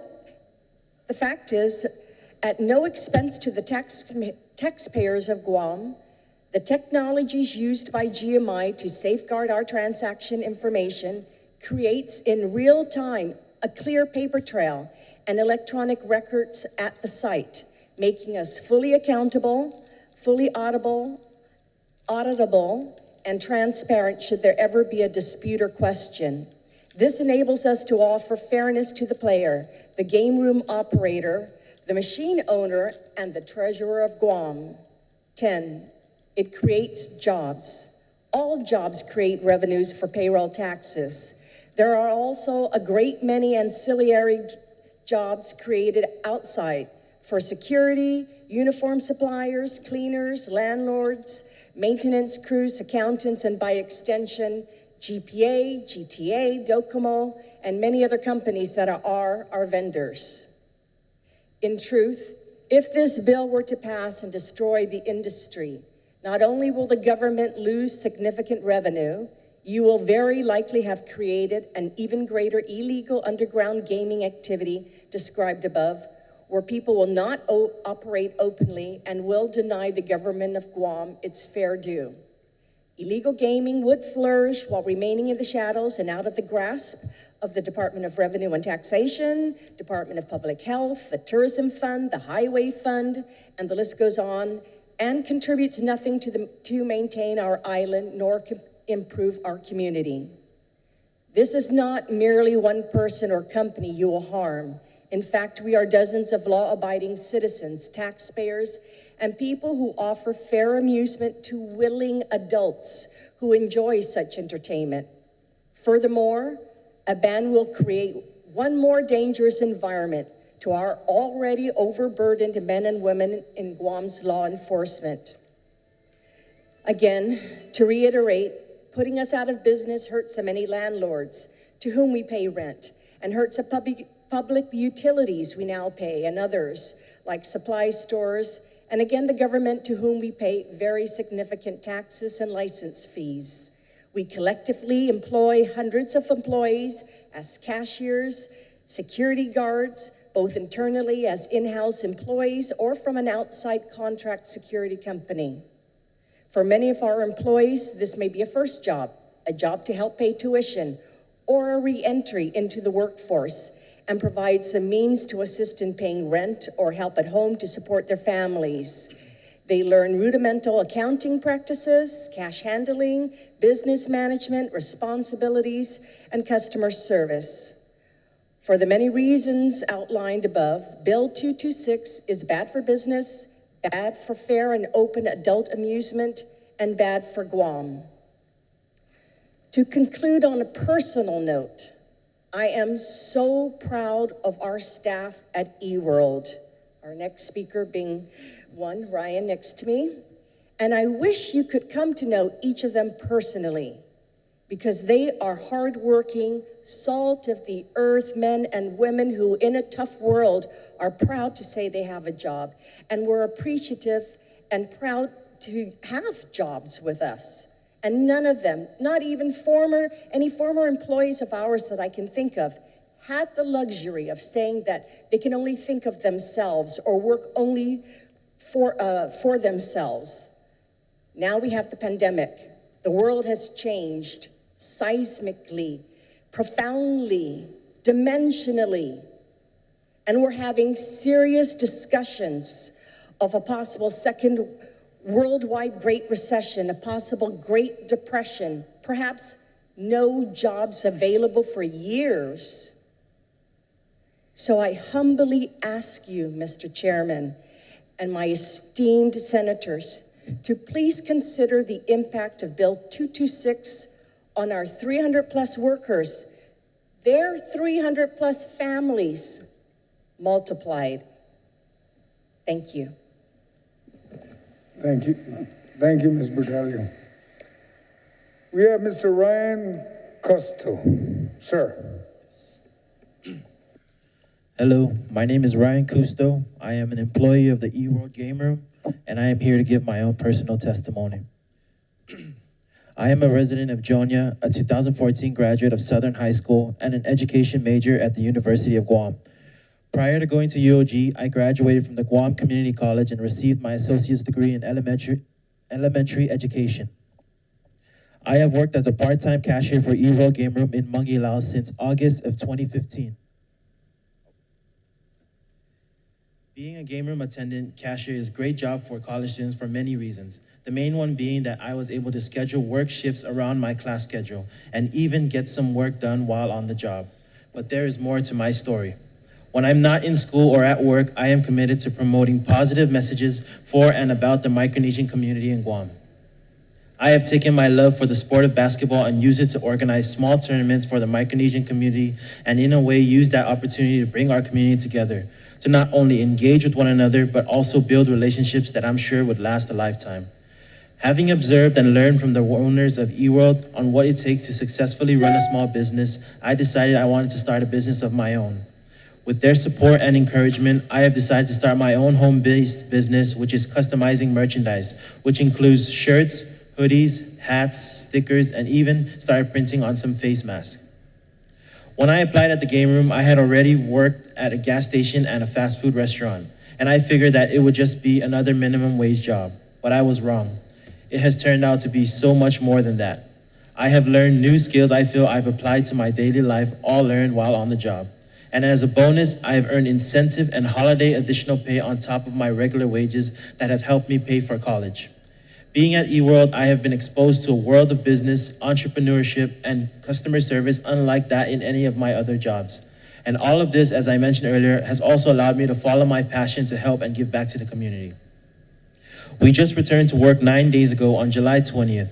It was exactly 4 months to the day when a global pandemic that we have no control over required the closure of ours and most other businesses. How we respond and move forward today and from here forward is something that we as a community have at least some control over.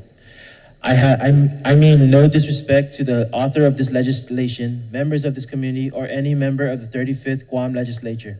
But with all that is happening right now, I am surprised and even a little bit disappointed that any of you see that this bill as a priority over the many, many real challenges we know our island and our people will need to navigate in the months ahead. Thank you. Sedus Masi. Thank you, sir. I will ask my colleagues, Madam Vice, do you have any questions for the panel? Ma'am? Thank you, Mr. Chair. I just want to thank everyone for coming out and giving testimony. I appreciate that. I don't feel that this is a waste of time. I feel that if we are addressing something that harms our families, that this is an opportune time, especially when many people have lost their jobs. And the only money that they're going to get is from either the PPP that their businesses applied for or from the unemployment that will soon wear out. So that is my concern, that they will, the avenue that this money will be used also and may impact their livelihoods as well. So I don't think this is a waste of time, but I do thank you for coming and giving your testimony. I greatly appreciate it. Thank you, Madam Vice. Senator Tello, do you have any questions or statements to make to the panel? Ma'am? Sedus Masi, Mr. Chair, and for the sake of getting Mr. Kandit off the soccer field, just thank you so much for coming. Bye-bye. At least Jason can say ball and play. Senator Luis Muñoz, ma'am, do you have anything? Yeah, actually, again, I don't have any questions, but I thank you very much for coming out here and telling us your story, because everyone has a story and it needs to be told. And that's what this platform is about. And thank you very much. And again, I want to commend Ryan, for being a beacon of light to the community, the Micronesian community. Those positives are going to work wonders in the community. So thank you very much. And then to Mr. Okada, thank you very much. And we'll pray for you and of course your family and hope that everything works out well for you. Mr. Cunliffe, thank you for what you do for the kids. It's wonderful. And then thank you, Ms. Verdado. You're beautiful. And again, thank you everyone for coming out here, telling us your story. Thank you. Senator Amanda Shelton, do you have anything you would like to? Thank you very much, Mr. Chair. No questions for me. I'd like to also thank the panel and everyone else who was in the previous panel for their contribution to today's hearing. Sedus Masi. All right, thank you. I'd like to thank the panel for being here today and for your testimony. Please be safe. Take care. We will now take another 5 minutes so they can sanitize the area, and then we'll have the next 3 individuals testify. Thank you. We will go beyond 4 o'clock.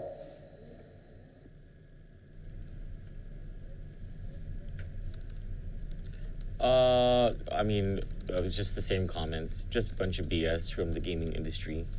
They should have asked Ryan how much he makes.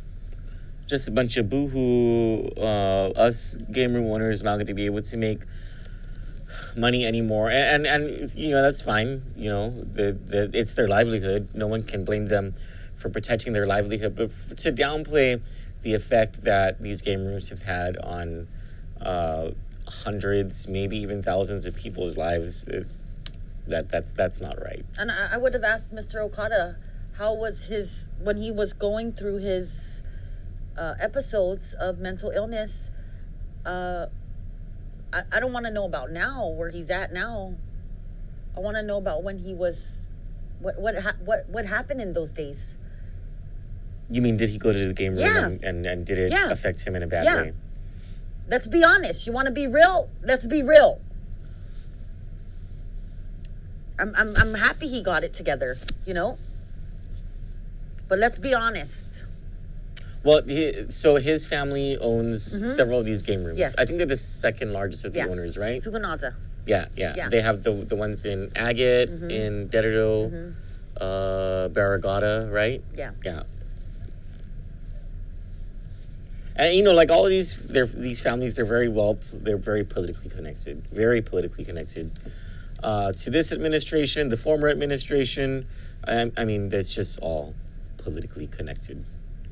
We actually just put out a story about casino gambling, not on the gaming industry on Guam, but that may have a significant effect on the casino in Saipan, and it is President Trump's July 14 executive order. I believe it's 136934, if I'm not mistaken, which declares that Hong Kong no longer should enjoy preferential treatment from the United States government because Hong Kong no longer portrays the traits of a democratic entity, since China has exerted its control over the Hong Kong government, and so therefore there is an unusual and emergency threat to the national security of the United States. And among the things that that has triggered is the president's suspension of the visa waiver program as it applies to Hong Kong, to Guam, and the CNMI. But in a following section, as he invokes the International Emergency Economic Protection Act, is that what it's called? Anyway, the IEEPA, he invokes this law which grants him the power to considerably restrict commerce with places that he deems to be a threat. And he's done that. And the reason that might affect the casino in Saipan is because the company that operates the casino is a Hong Kong founded and based company, which is incorporated in Bermuda, but which trades its stocks in the Hong Kong Stock Exchange. And the amount of money that transfers between Saipan and Hong Kong, well, the IEEPA, according to the law, says that the president has the power to restrict all of that. And as a matter of fact, in his executive order, he instructs the federal agencies to come up with new regulations that conform to his new restrictions against Hong Kong. So this is breaking news, lots to consider. We're waiting for the United States Attorney for Guam and the CNMI to respond to us on his interpretation of what all of this means insofar as IPI is concerned. So it's a big gambling news day for both Guam and the CNMI, but I would venture to state that today's gambling day affects the CNMI more than it does Guam. But here we have it. We are in a recess of a hearing before the Guam Legislature on Senator Talina Nelson's Bill 266-35, I think it is. 226-35, How do you which think would... it's affecting her? Them keep on saying there's other things to worry about. You know what? I'm taking away from these people who are against this bill, is they have all these solutions all of a sudden. Okay. For people like me. Like where were they for the past 5 years? How come they haven't helped? So today they want to help. All of a sudden.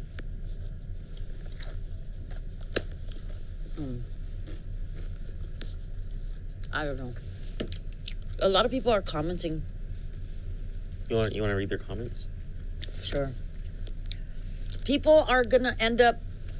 Joe Pareto says, people gonna end up dumping their pool payments into your industry. I mean, where else is the money gonna come from? Maybe it's hard to see with those dollar signs in your eyes. Jacob Nakamura says, what does What does his mental illness have to do with the game rooms? I'm really trying to understand. Looks like this man is talking about himself. He should talk about contributing to Guam behavioral.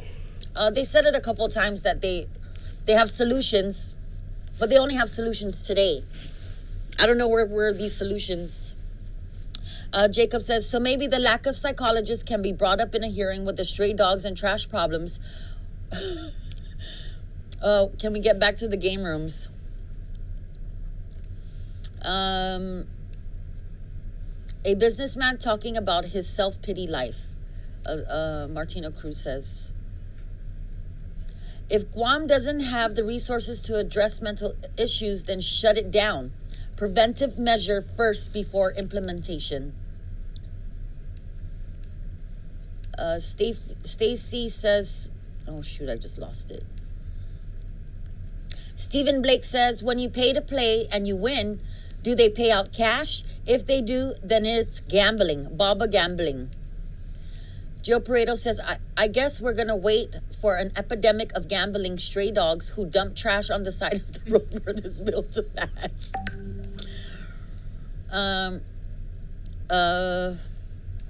Who else? Nate Horn says, so he learned business skills from his boss. What's this have to do with game rooms? Jeff Pleadwell's on. Hi, Mr. Pleadwell. Mr. Pleadwell owns the restaurant in Telefofo. I've been wanting to go there because I want the barbecue plate. Okay. I've been really wanting to go there and McCrouts. Yeah, we can go this weekend. Okay, yeah, can we do that? Yeah. Mr. Pleadwell owns Jeff Pirates Cove. He says, no horse racing machines, bring back video poker only. I remember that as a kid. I used to go under the machines and get all the quarters that fell. My grandpa was a very bad gambler, and he played those poker Good afternoon. machines. We're We're back. We're back. Bill We're back. 226. I'd like to ask the panel, which is specifically Fonso Andon, Mr. Jesse Mindiola, and Ken Leon Guerrero. I would advise you of the rules of engagement. I've already identified you as the panel. Written testimony shall be submitted to the committee. If you have written testimony, you can please provide the committee so we can make copies for my colleagues. Testimony may be read, and lengthy testimony should be summarized to about 5 minutes, if possible, okay? Testimony shall be confined to the substance. We're here to discuss Bill 226-35. Individual will be allowed to present oral testimony. Once you're done, I will ask you now to please remain in the room for any additional testimony, for questioning and for additional testimony as may be desired by members of the committee. Proper form and decorum shall be practiced by all present in the public hearing room for these proceedings. Individuals who fail to maintain proper form and decorum may be restricted from providing oral testimony and or may be asked to leave or be escorted removed from the room. When you speak, please make sure that the microphone is on and that you speak into the microphone. Please state your name and your title if you have one, if you work for a business or you're owner of a business. We will now begin with Mr. Fonso Andon. Sir. Thank you. Rananim and good afternoon. My name is Fonso Andon and I currently work at Remedies LLC, E-World Game Room. You can lower your mask so we can hear you clear, okay? I was born and raised on Guam. My family currently resides in Derrida. I have been employed for 3.5 years at the game room. I have been both a cashier and security guard. Today I work as a cashier. When I first started this job, I remember the job interview, I was asked if I liked numbers. I said, not really. Mr. Ryan rolled his eyes and thought to myself, well, I won't be getting this job. But to my surprise, he said I didn't have to like numbers, that I just have to be willing to work with them. He said, if I am willing, everything else can be learned. That was in January of 2017. Since then, I have become excellent at handling cash and at customer service. I have learned to balance a cash drawer, and I now know how to reconcile shift paperwork. I have learned about security. I know about meters, collections, and now because of COVID, I enforce social distancing and mask wearing policies.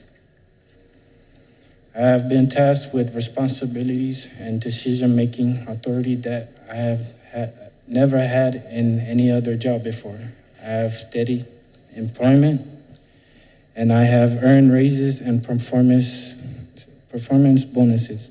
I am able to contribute to my family, household, and in the time that I've been employed as a game room cashier, we have moved. I know this job is a stepping stone to bigger and better things. Today, one of my former colleagues drives a GRTA bus. For me, being a game room cashier is something I could do for a long time, or if the right opportunity comes along, I could move on. Most important is that before I felt like I had to take whatever came my way, today I feel that I have choices. My point is that for 3.5 years, I have had steady employment in a source job that has taught me new skills. I am contributing member to our island community. I urge you to think about this bill, the impact it would have on me and my family if it were to become law. Thank you, Kiriso, and Sidus Mausi. Thank you, sir. Mr. Jesse Mendiola, sir. Hi, can you guys hear me? Am I good? Hi, good afternoon, senators. Thank you for having me here. My name is Jesse Mendiola. I'm here representing myself and all those who are advocating for the shutdown of these game rooms. I am in support of Bill 226-35. Senators, let me first state that back in 2001, right, I committed a robbery. The crime was never reported. The amount taken was $5,000. Out of that $5,000, actually, I'm sorry, the amount taken was $4,995. Out of that $4,995, I used approximately $500 to score some methamphetamine, got high, and then I used the remaining money at the game rooms. I needed to feed my greed on both drugs and gambling. For over 23 years, I was addicted to meth and gambling. I've since been clean and sober for about 4.5 years. It took some necessary changes in my life to effectuate the desire for me to want to move forward, on a brighter and better path. And I'm here, I don't want to take anything away from these owners of these game rooms. They're in it to make a buck. I understand that. I have so much empathy for the employees out here, for the employees that may potentially lose their jobs. I'm not gonna be condescending or chastise their testimony because they have the right to their opinion. I completely respect that. I'm here speaking solely from an addiction standpoint because nobody knows addiction like me. I lived the streets for 25 years. I lived under a bridge for 6 months.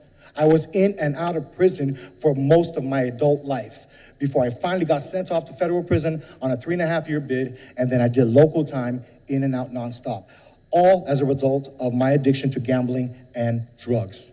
Now, these game rooms, yes, they generate a lot of funds, but they are a breeding ground, if you will, like mosquitoes will, for drug and criminal activity. I have sat in those game rooms. I have lost $50,000 of my drug money, further putting me in debt to the man that I owed.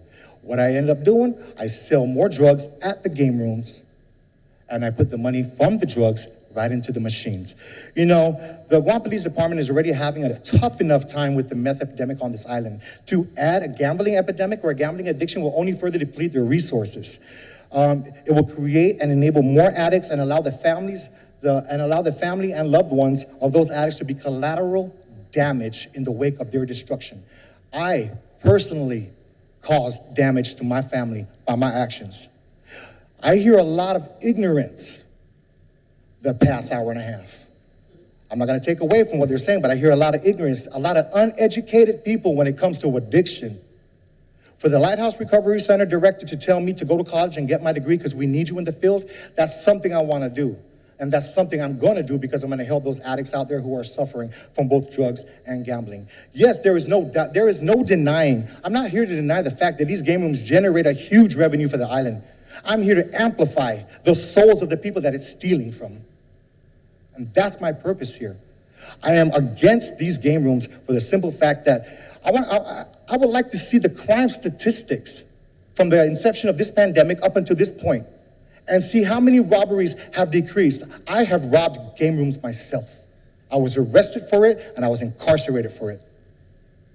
Now that's a powerful testimony coming from somebody who's lived there. I walked into a game room, and I violently took their money. Yeah, game rooms provide revenue for Guam, but it also steals a lot of souls. You think the employees are safe there? Employees are not safe there. They say gambling is a choice.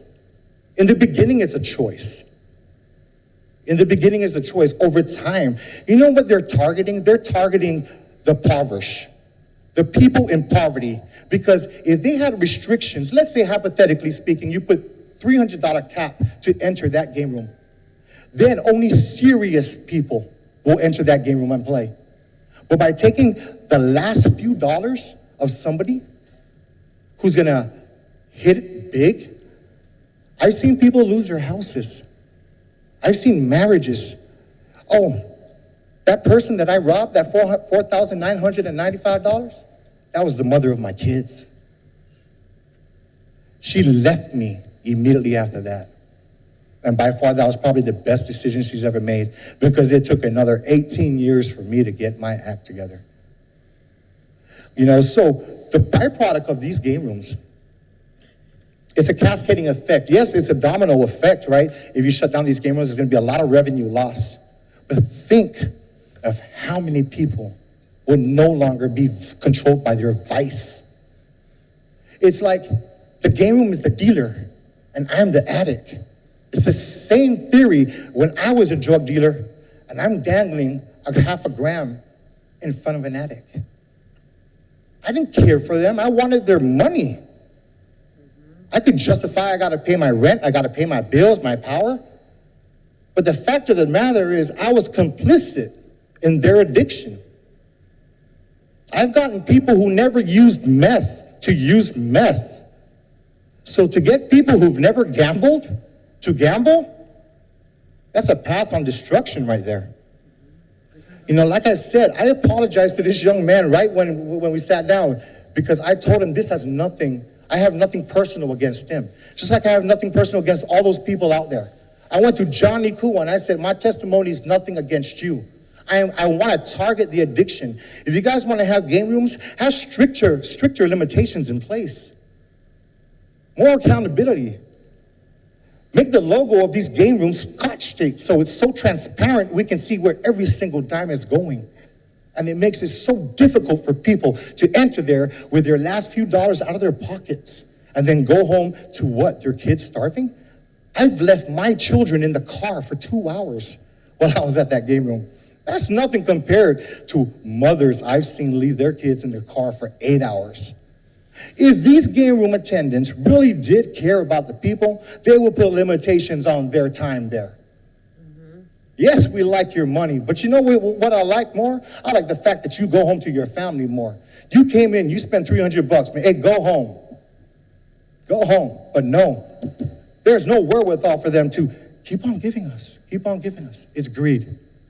It's greed. There has to be programs in place to help curtail the addiction that is created because of gambling. Now, I heard somebody say earlier that if you remove the game rooms, it's not going to solve the addiction, right? However, studies have shown if you change the people, places, and things, your mind will begin to heal back to normal.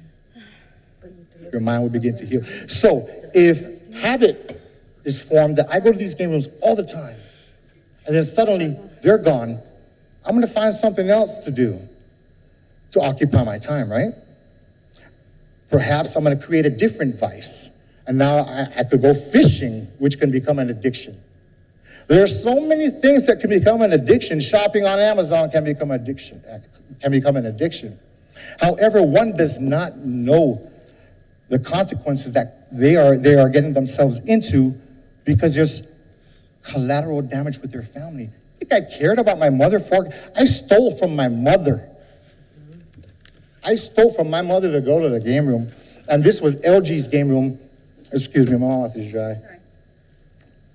This was LG's game room back in 1998. So games have been around that long. My question is this. If the people of Guam have voted several times on to knock down gambling, why is it still here? Why are we still having this discussion? Why are there so many loopholes afforded to these individuals or these titans of industry, Guam's very own titans of industry? Is it because, forgive me for saying, is it because there's a lot of contribution given to some of the senatorial candidates? No, you know, this is just my opinion here. No offense to anybody here. Is it because of that? Well, you know what we got to do? We got to start putting our personal differences aside and start doing right for the people. Because collectively, as a whole, the island is in unison for removing this game. The island as a whole. There's about, what, 300 families affected, right? 300 families affected. How's about 130,000 people affected? How's about 130,000 people affected? Because of the constant. Now we need to increase drug programs because we're creating more addicts. More addicts for gambling, more addicts for drugs. There's a lot of robberies that go on in the game room. But I'm really curious to see the crime statistics. I didn't come here with no written testimony. I came here to speak off the top of the dome because that's when truth comes out, when I don't need to prepare my words. When I speak from the heart, it's the truth. And that's what I'm doing here. You know, I've been waiting for this hearing since last year.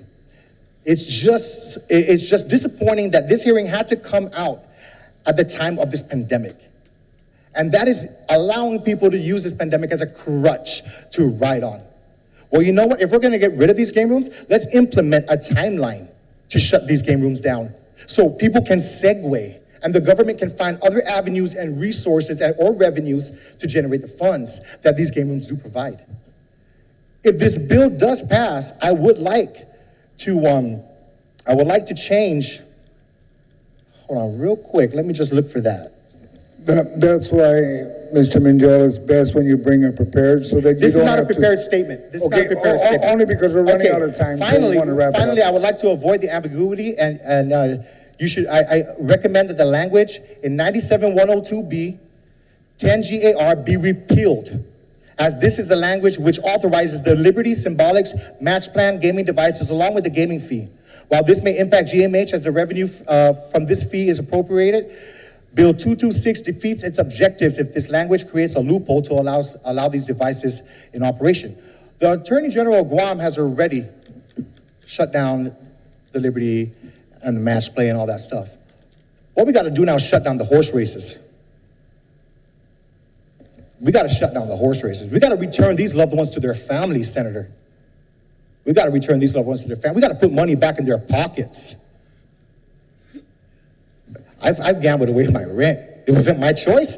The first year it wasn't my choice. The next 21 years, 22 years was an addiction. There were no programs on this island for me to seek help from.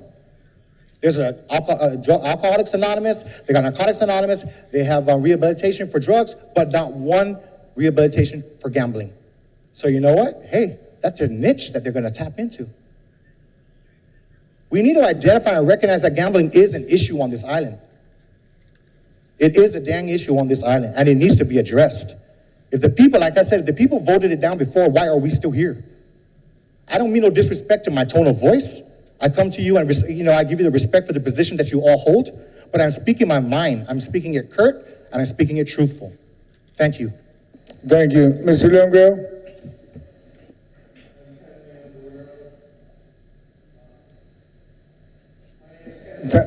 Stand by, Ken, and we'll check the mic, make sure it's on.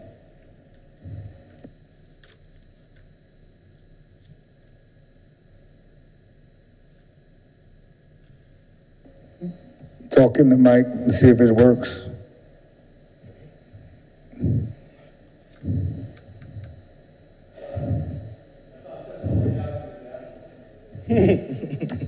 No, we won't gag you, Ken.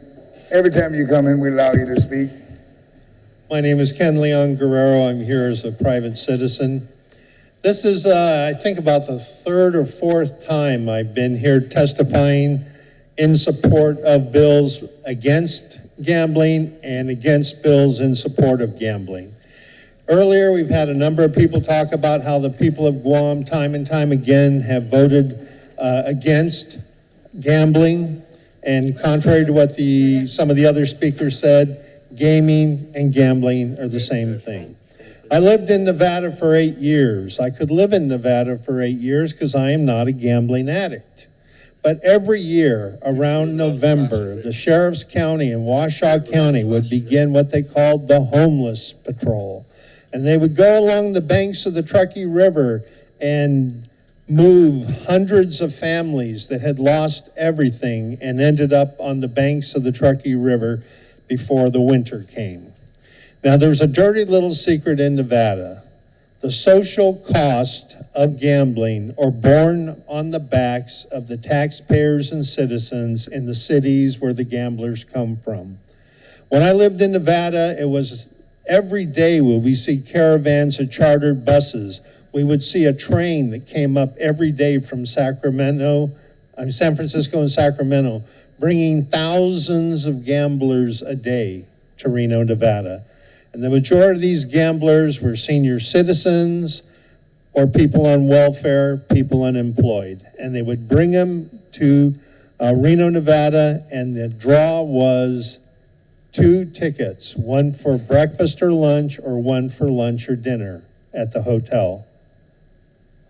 The social cost of gambling in any area far exceeds the benefit of the taxes gained, with the exception of places like Nevada, where 80%, 90% of the social costs go back home on a Greyhound. Here on Guam, 100% of the social costs stay here on the island, because we don't have people driving in from Saipan or driving in from New Zealand to go to the game rooms. This is a tax on the people of Guam least able to pay that tax.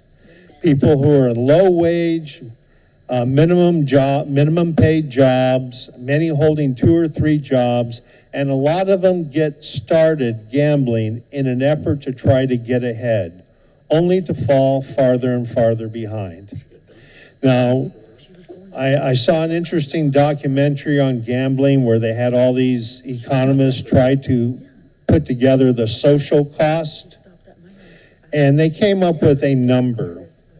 It is a direct city cost of $52,000 per year for gambling. But they said it pales compared to the social cost, 3 generations. When a gambling addict goes out of control, the parents' lives are, the quality of the parents' lives are destroyed, as we heard from Mr. Mendiola. The family is destroyed, and the children take decades to recover from the damage inflicted upon them by homelessness, starvation, insecurity, and violence. And maybe many of them fail to get away from it and fall back into the trap. We need to take into consideration the fact that every single time this issue has come before the public as a whole, it has been voted down. And in this recent year, the government of Guam has proved itself incapable of regulating a cash business. When the Liberation Carnival was put in for the duration of the liberation, I and others made numerous suggestions to try to tighten it up, make it more accountable, and the powers that be and the mayor's council refused to implement any of them. So we don't know how much money went through that operation. All we know is the taxpayers of Guam got stuck with $500,000 of costs that wasn't reimbursed through the fees and taxes generated by gambling. So for those business people, and it's a business, they're in it to make a buck, but the taxes they pay pale in comparison to the cost the taxpayers of Guam pay to remediate the damages done by this industry. So until such time as government of Guam gets to the point where they have the regulatory sophistication of someplace like Nevada, which has government officials in the cash cages, we are in no position to allow an unregulated cash business to operate on this island. Thank you. Thank you, sir. Madam Vice, do you have any questions to the panel? Thank you, Mr. Chair. I just want to thank everyone for coming out today and giving your testimony. Mr. Mendiola, Mr. Leongro, and thank you as well for coming out and sharing your story. That's all. Thank you, Mr. Chair. All right, thank you. I'd like to thank the panel, Mr. Fonso, right, and Mr. Mendiola, and Ken. Thank you all for coming out. The committee will conclude. No, there's no more. We'll conclude this public hearing. The committee will continue to receive testimony for the next 10 days. Please address your written testimony to the Committee on General Government Operations, Appropriations, and Housing, and submit it via email to Senator Joe S. Augustine at gmail.com. Jesus Marcy for your attendance and participating in today's hearing. For those at home, thank you for watching the public hearing on Bill 226-35 COR is now adjourned. It is 4:19. Thank you and have a nice day. Well, there was our hero extraordinaire, Jesse Mendiola. Grab your mic. Oh, shoot. And it was nice to see Ken Leon Guerrero, Republican candidate for senator, going up right after him, basically supporting the same thing. So right on to those who testified. Gina Call says, where the hell is every senator right now? Why are they not there? Exactly. You know, very good question. Joylene Suba, what's up, girl? She says, preach it. James Atkins says, great job, Jesse. Yes, he did a great job. Martina Cruz says, Biba to this man running for senator. He speaks his mind as it is. Thumbs up. Martina also says, this man is cool. Thumbs up for speaking up. Whoever denies him is a gambler in denial. Joylene Suba says, preach it, bro, Jesse Mendiola. Nothing like someone who once walked in those shoes. Jacob Nakamura says, shut the F up, Joseph Augustine, you effing corrupt gambler. I'm lying. That wasn't Jacob. That was me. I wrote that under Kandit News Group. I also wrote, several senators received thousands of dollars each from gambling lords. We're actually going to put out a commercial about that. Nate Horn says he's looking at two of the loopholes right now. I think he's talking about Senators Amanda Shelton and Luis Munoz, the loopy holes. Let's see. Arthur De La Cruz says, Sir Jesse is speaking on behalf of the many others who gambling affects and can't be there today to provide a testimony. He speaks for people who can't speak for themselves, like my uncle who abandoned our family for drugs and alcohol in the game room every night and lost his life to street life. I am a predator when it came to that, you know, money that I've lost tons of money. My addiction got the best of me. And you know, I've had people who are doing well ask me questions like, why didn't you come and share your money with us and invest it? You know, invest it. So even at the time I was capable, or I could have invested the money that I made illegally, right? And made a business for myself legally. And these are coming from people who weren't on drugs. I found Vanessa Bordalio, I found her testimony as the most ironic because she talked about money laundering. You were just talking about you made money illegally and put it into these machines, right? And then all of a sudden it became legal money because you put it into these machines. That is, by definition, money laundering, Ms. Bordalio. I cannot believe you actually brought up money laundering, because one of the biggest arguments against these game rooms is the propensity and the actual flow of bad money, illegal money, that's all of a sudden laundered to become good money, and then the money laundering continues as with much the as they want to investments say into like, land. oh, everything is transparent and the meters are showing how much money's coming in and they can account for everything, but they need to go one step back. Where did that money come from? And that is what is not being talked about. And here. where's that money going to? Do you have the footage or the images of that big mansion that Lauren, what's her name, one of the owners of GMI, bought on Guam? I think it's Lauren Bromley, $6 million mansion. Look at the houses of all of these owners. Look at the property tax rules. You'll see that they pay significant property tax because they have significant land and housing investments on this island. These are rich people who got rich of lots of money made on the street in a very illegal way. That none of those senators asked those people that work at the game room how much money they're getting paid. Yeah. Yep. Oh, Gina is speaking my language. She says, "Hello, the Ozarks. I need to watch season 3." Or is it season 4? I got up to I can't say the end of the season because it's don't. okay. Joylene says, Jesse Mendiola, that was from the heart, brother. God bless you. Mm-hmm. Yep. Andy St. Nicholas says, exactly. If Guam voted against gambling, why are these game rooms still allowed to operate? Loopholes in the law that Vice Speaker Selena Nelson is trying to close. Yeah. You know? Yeah. Well, I'm sorry, what were we saying? No, I believe Talina Nelson bringing up this bill because of the research that we've done. Mm-hmm. She's also, they donate to her campaign. But she says... But look at her. Yeah. She cannot be bought. That's integrity. Yes. That is integrity. Yes. I have a newfound respect for So Vice do I. Speaker Selena Nelson because that is what you call integrity. Yeah, when you and I cannot do be have bought. respect for her to go toe-to-toe with Uncle Rudy Matanani. Sis, did you like game rooms? But you cannot cuss.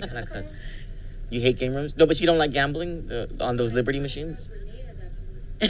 You lost what? I don't like it because when I had surgery and Brian was in the game room and he lost everything.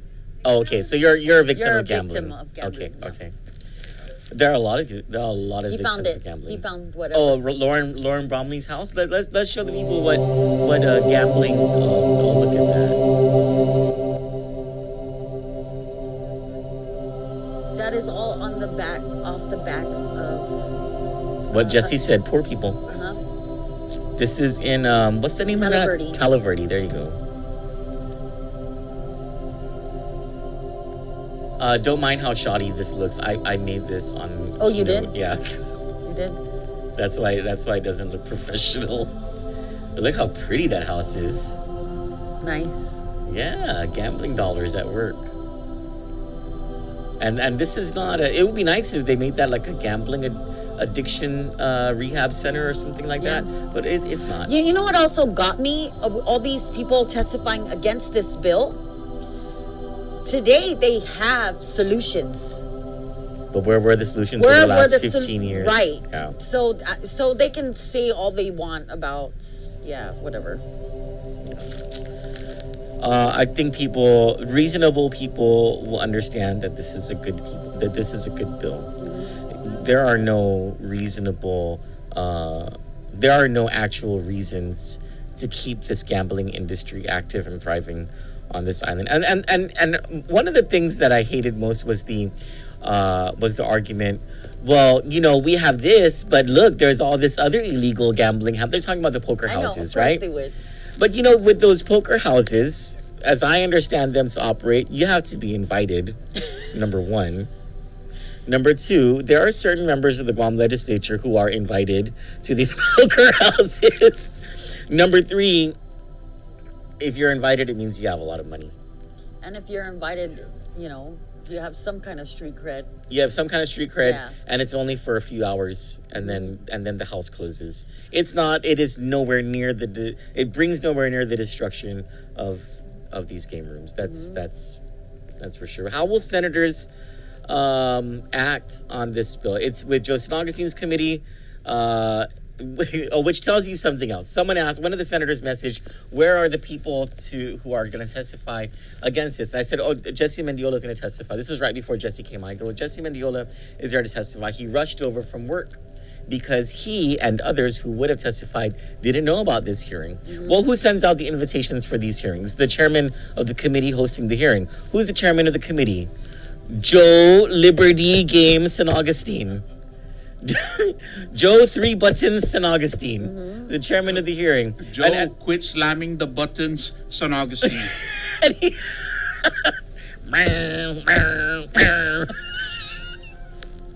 Call up Senator San Augustine in the middle of the business day, and all you hear is, hello? Boom, boom, boom. Well, you know, a very orchestrated. And his election campaign money, he's a very smart man, Troy. All $25 and less in donations, right? Yeah, at a bar, at a. Oh, but he did. Remember, I think he had Pictures. 800 people at Franny's Lounge Yes. in Manila. Yes. For in a 2-hour period. Yes. 800 people, huh? Senator San Augustine at Franny's Lounge. Yeah, I'm sure. I'm sure. You may want to do the math a little better on that the next time you try to tell the Guam Election Commission that you had 800 people at Franny's Lounge in a 2-hour period, and only to have your staff find out what the fire capacity is over at Franny's Lounge, because I'm pretty sure it's like 40. My goodness. Standing room only, I guess. Anyway, thank you to everyone who testified for and against that bill. The testimony. He is still receiving testimony For 10 days. or against for the next 10 days. So please send your testimony to Senator San Augustine. I'm sure Senator Selena Nelson would be glad to walk your testimony over as well. And if you think, it's just a small portion for you, or your story might not matter, believe me, it matters. Yeah, senators are very impressionable. Like when they receive lots of phone calls or emails, they normally like jump to it. I guess, they like to feel they're responsive to their So constituents. whether you or were a whatever. victim or you were the predator, like me, just write in and give them your testimony. Yeah. For Kandit, I'm Troy. And I'm Johnny. Good day. Cello, can you rip both?